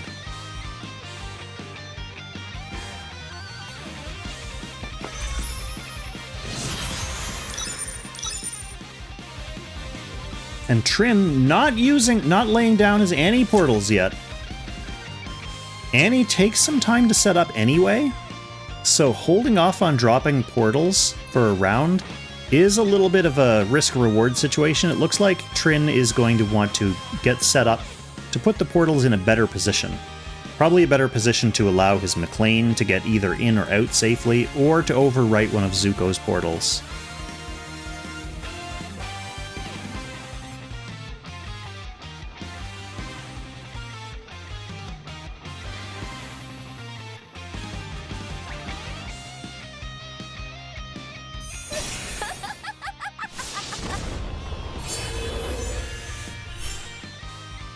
Voting in the chat is 1-1, Trinhov versus Zuko.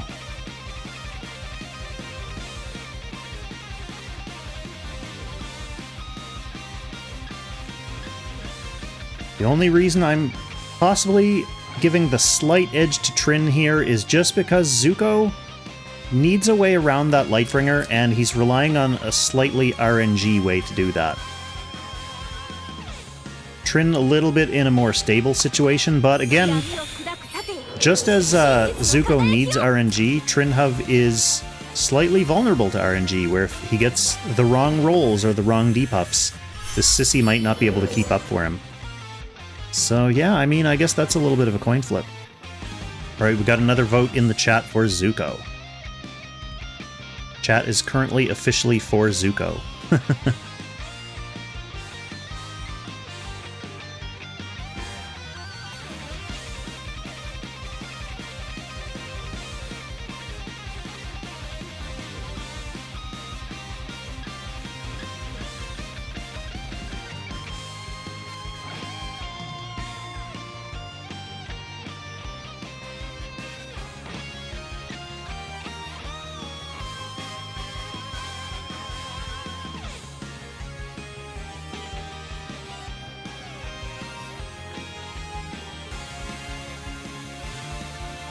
Yeah, that's true, Lord, is you either get around the tank or go through the tank somehow. And yeah, Gintoki plus Zerda can definitely do that job.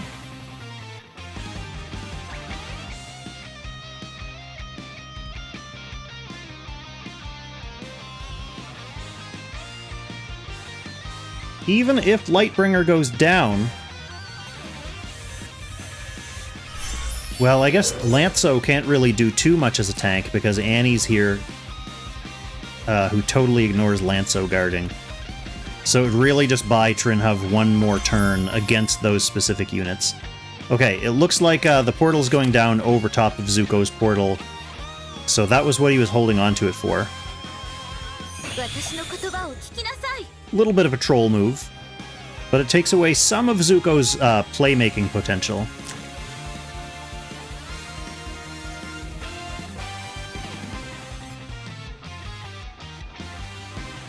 Avarita, welcome to the stream. Close to the end of the stream, not gonna lie. As far as if you missed anything super cool, let's see, I don't know. Junnie's games were not fantastic showings, to be perfectly honest, unless you're a giant 7HVEN fan. Then we caught part of a Chung game after that. I'm not going to spoil the results for you, although if you're clicking to see them in-game, you'll see the results right there. And now we're not 100% sure how this game is going to go yet, so there could definitely be something really cool in this game.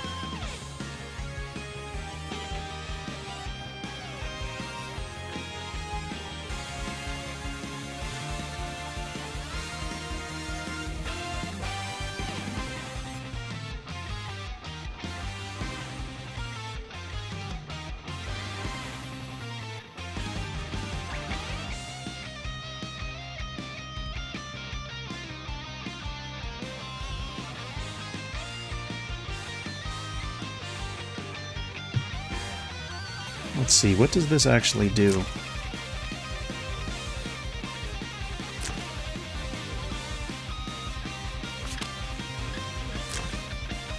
I mean, I guess we're potentially in black hole range, at least up here. Lightbringer's way down here. Maybe this is a ploy to bait out the black hole on units that it doesn't matter as much on. I wonder if this sissy's immune to mute.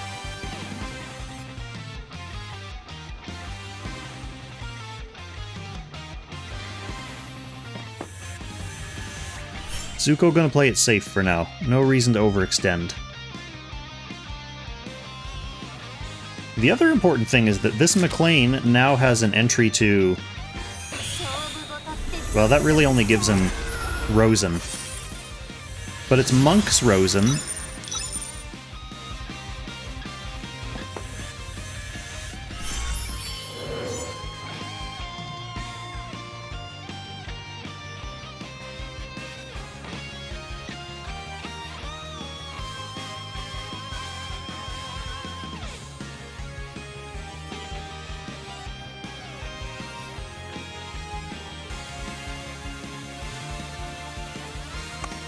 And the other thing is, does Trinhov really want to commit one of his DPS?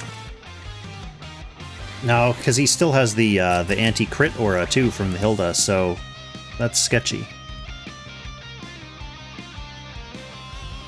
Invoker, were you here for the Chung game? That was basically Agnes Gaming.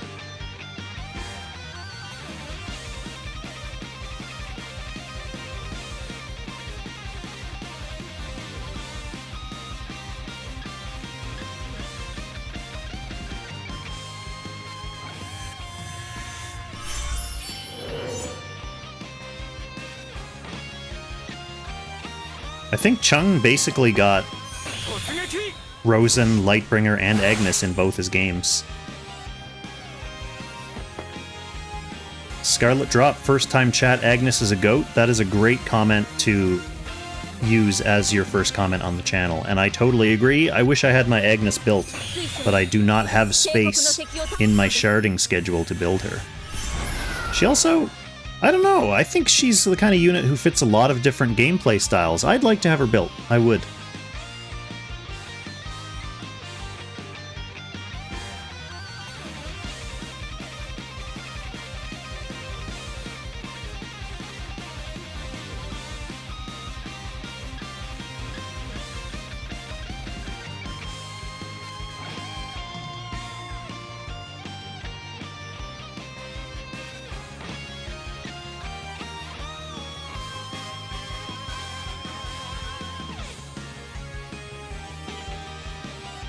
Yeah, there's some people regretting not getting Agnes.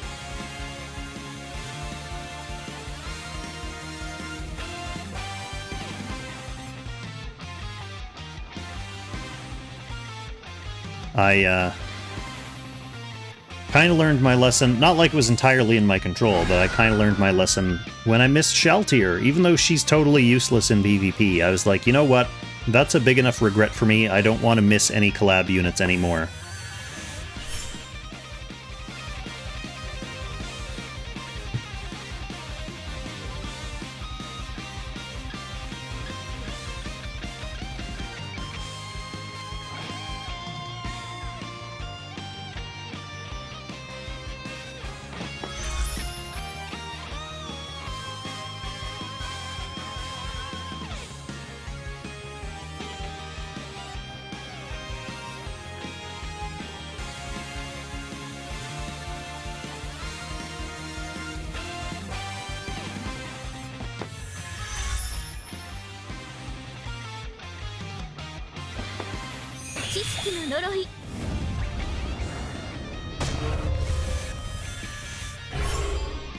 Okay, there's the black hole. It's a pretty good-looking black hole.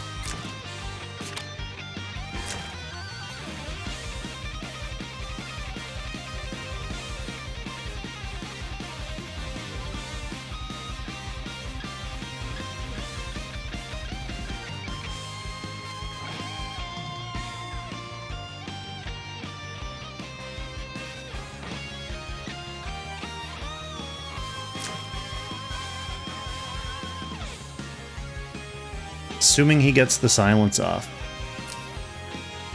I mean, I guess he's got the silence... Well, doesn't the Act Again remove all debuffs?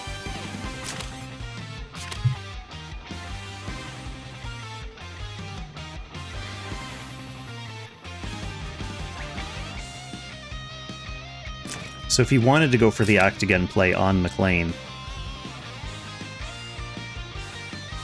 he could get her from here, and then Spirit Boots into the portal to come back under a nice, healthy, and fresh Lightbringer guard. He may be questioning whether that is the play currently.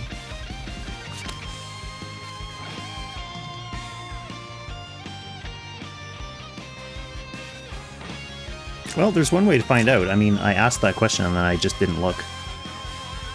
Restores 100%. Doesn't do anything with debuffs other than her being on Nightbloom. I'm assuming she's on Nightbloom.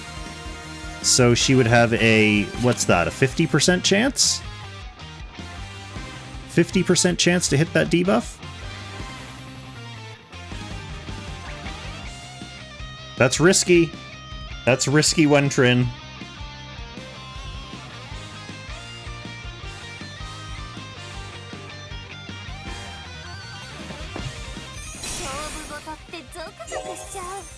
Oh, right, the Forest Priests.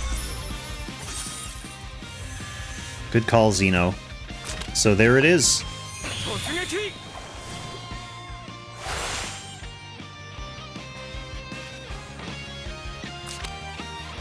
I guess he's not going to go melee.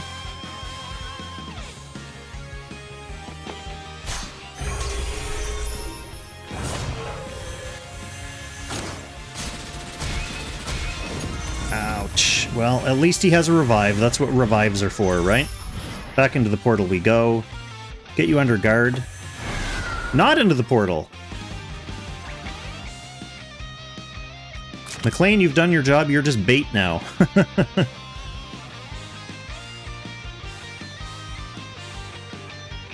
Oh, he couldn't make it.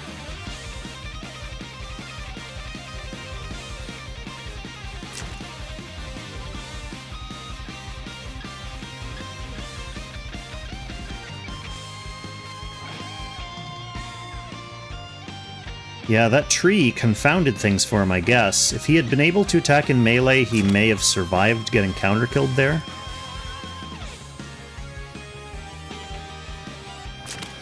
I wish we could see movement range in spectate mode. It seems very odd that we can't. Like, that's already coded.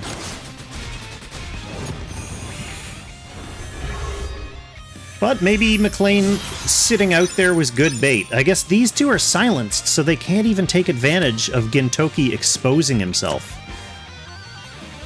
Because Hilda's just going to move up and get him under guard after whatever they do. All they can do is single attack. Which is not going to be enough to get through a buffed Gintoki. No matter how high your int is. Like, you can't 3C him, you can't lightning strike him, you can't fireball him.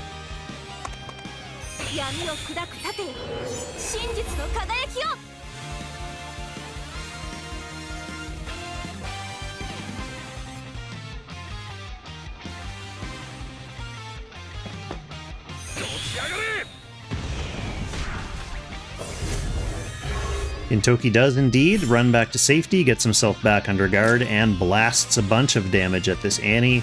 Annie also can't be healed for the next 2 turns, so this isn't going to help her.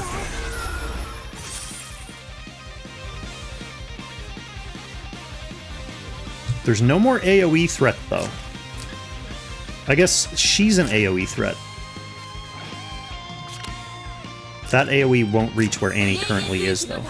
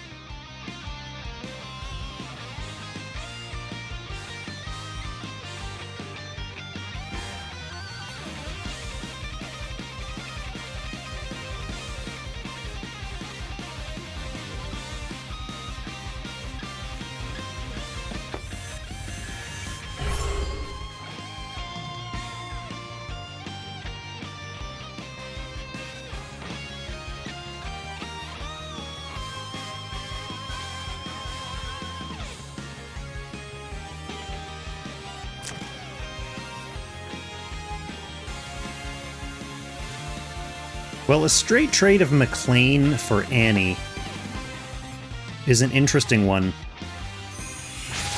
Trinhov now basically has to go through that Hilda. McLean was his only guard ignore. But for Zuko's part, he basically now has to go through the Lightbringer, because his AoEs are gone.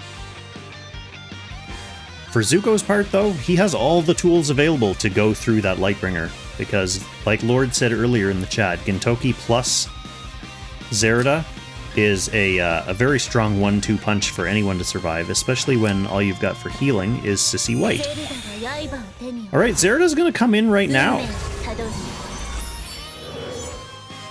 There's no one up on Trin's side to really punish this. Oh no, just one shot. Wow, didn't even need to combo the Gintoki and the Z2. Just the Z2 straight up. No immunity on Lightbringer, so the anti-revive debuff goes through and is able to just take out Lightbringer in one deadly swoop.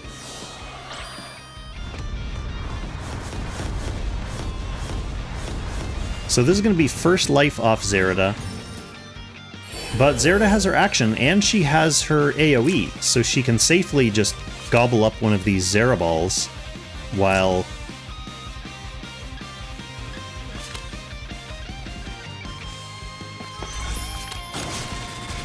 Oh, she just goes for the straight-up normal attack on Sissy to get her Zeraball back. That's fine.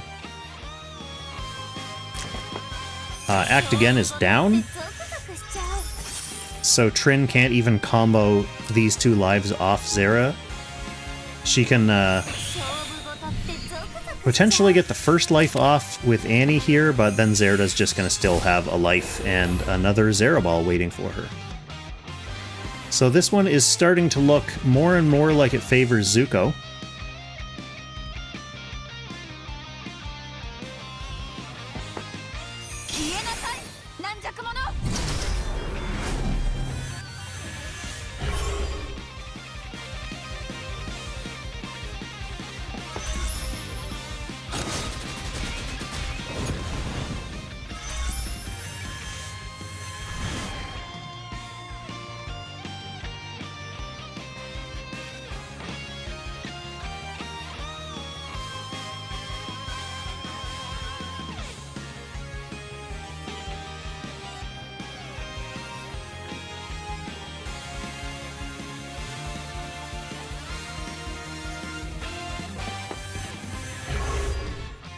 And Zuko, for the rest of this match, basically doesn't need to be in any rush to move up with that Gintoki.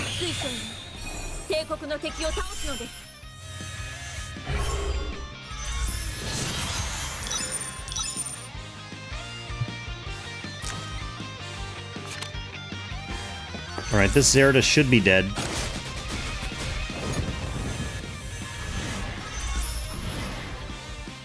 So, I mean, Zuko's not entirely out of the woods yet. Trin still does have to get through that Hilda, as long as Zuko plays patiently. And Zuko has to, I mean, not like the Lancer is really that strong of a defense, but Gintoki doesn't ignore guard, so he does have to use a turn to get rid of the Lancer before he can start hacking away at the rest of Trinov's units.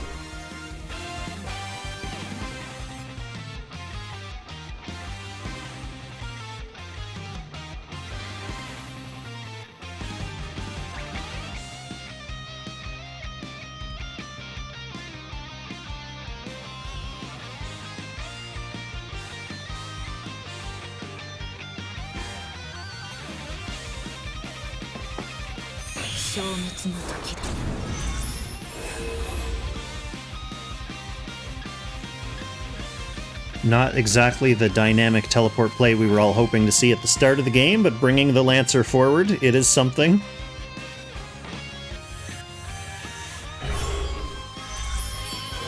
Alright, Gintoki's got to have his scooter dash up again soon. He has access to it if he wants it.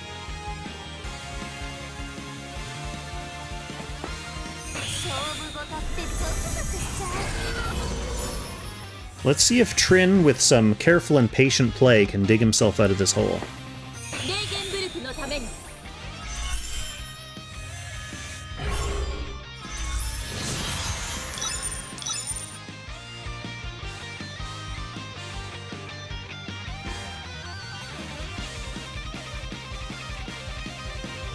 So getting through the Hilda is the goal, and the Rosen is there to make that a little bit more difficult.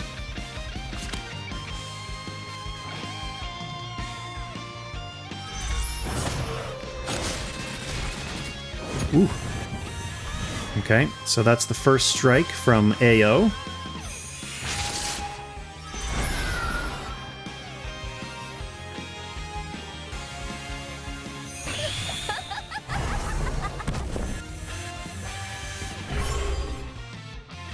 The anti-AA tiles here are good because... Okay, let's see what's going to happen here. Second strike also does not take her down quite enough. Rosen can heal this back, and then we've got an Act Again play.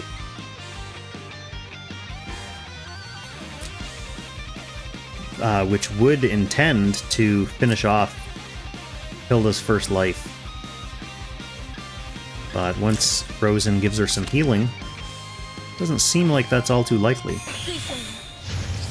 Well, she heals up to 61 and gets miracled.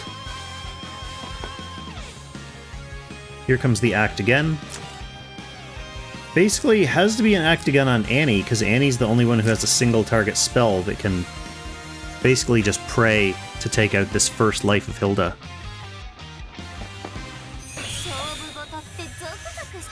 Not even going for the Act Again. Oh, did she not have it up? Maybe she didn't have it up. Well, next turn, I guess. Trin has turn priority. Miracle's down for a bit.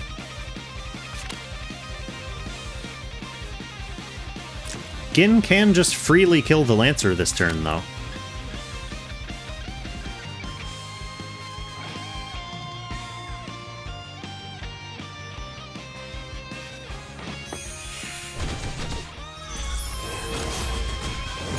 Okay, so he's down. That means no guard for Trin this turn.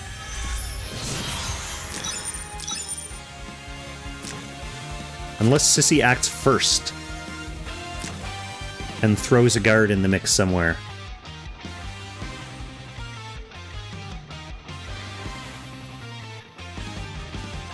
Once we get onto these tiles, act again won't work either.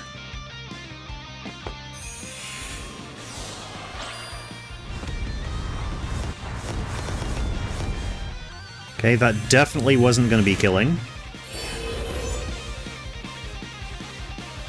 Opens up a little space. Gintoki can't get in and kill this Annie. Yeah, Trin's just going to leave it there. Alright, and Zuko advances to the top 16.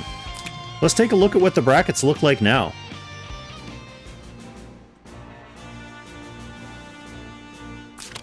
Alright, sorry if my voice was off to the side a little bit there. I was chilling and relaxing while watching that. Okay, so Alcazar advances over Clint. Good, my death was avenged. Kazgao advances, so it'll be Alka versus Kazgao. In Group C, Q advanced over Valabar, and in Group D, Meow Sensei still fighting Tiamat for the right to fight the reigning champion Q. Why wouldn't we just watch the rest of this game? Still going. We still got some action. Meow Sensei is just down a Grenshiel. He still has a tank, a Rosen, a Werner, and a Gintoki in a very strong position here. Tiamat is down a Gintoki. He's got 2 tanks, Alpha and Landius, plus a Rosen and a McLean. So both players with a guard ignore, DPS. Wow, Tiamat's McLean is not even Aqua class, he's Assassin class.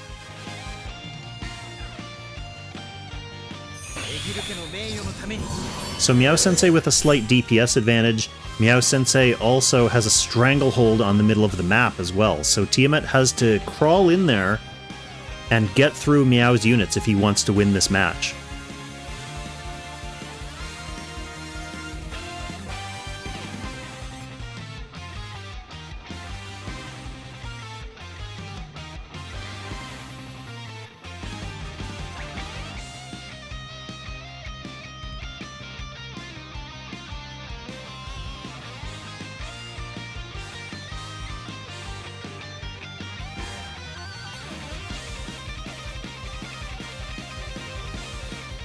Yeah, it's an assassin. I think there's no way Meow loses this. Tiamat just has no way to get in and get through Meow.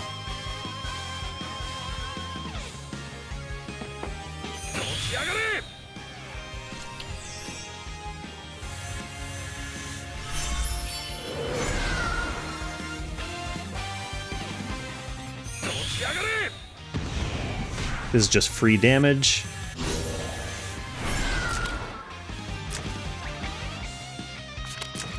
This is a dead McLean. Okay, and that's it. Well, I'm glad we caught the end of that anyway. Alright, so it's going to be Meow versus the reigning champ. Oh, I guess I can just look at the final round now, but this is more fun going through the groups, then we'll take a look. So we saw Zuko defeat Trin. 7th Heaven Up Appa also defeated Linnaeus, so Up Appa will be against Zuko. Jaden Nelson advances to face 7th Heaven Ramake, guildmates. Autorun advances due to getting another forfeit to face off against Chinese Name. Gaul advances to face off against Winston. That'll be a good match, those are both strong players. Chung advances to face B-Guy. And finally, Yichao advances to face another 7th Heaven prospect. Nice. So this is what the final brackets are going to look like. And beginning next week, we will be able to start voting. So that's one thing that people always join the chat, like after I've started streaming the games, and say like, oh damn, I missed my chance to vote, or how do I vote? So what we're gonna have to do is have a reminder here, and then I'll have a reminder before my stream next time. I'll say you've got like 5 to 10 minutes left to vote. Before the voting, or before the matches start, you'll get your free tickets, and you can also buy some paid, not paid, but like in-game gold currency tickets. And vote on whoever you think is going to win, so that you can get tons of gold. And you'll get to evaluate the odds that each player has based on how many other people are voting on them as well. So the higher odds against a player, if they win, you get more gold. I think it's probably too early for me to make predictions. Maybe I'll save my predictions for the pre-stream on Saturday. So I'll start streaming like 10 or 15 minutes before the games start, and that will serve as your reminder to vote. And I'll also kind of, then I'll incorporate the odds and the voting into my discussion of who I think is going to win each game as well. So I think that seems like a good place to leave it. The stream was almost 2 hours long. I have a hungry human, that's me, and 2 hungry Dobermans. And yeah, I'll see you guys all next weekend for some more playoff action. Thanks for tuning in, everyone. Happy Langrissing.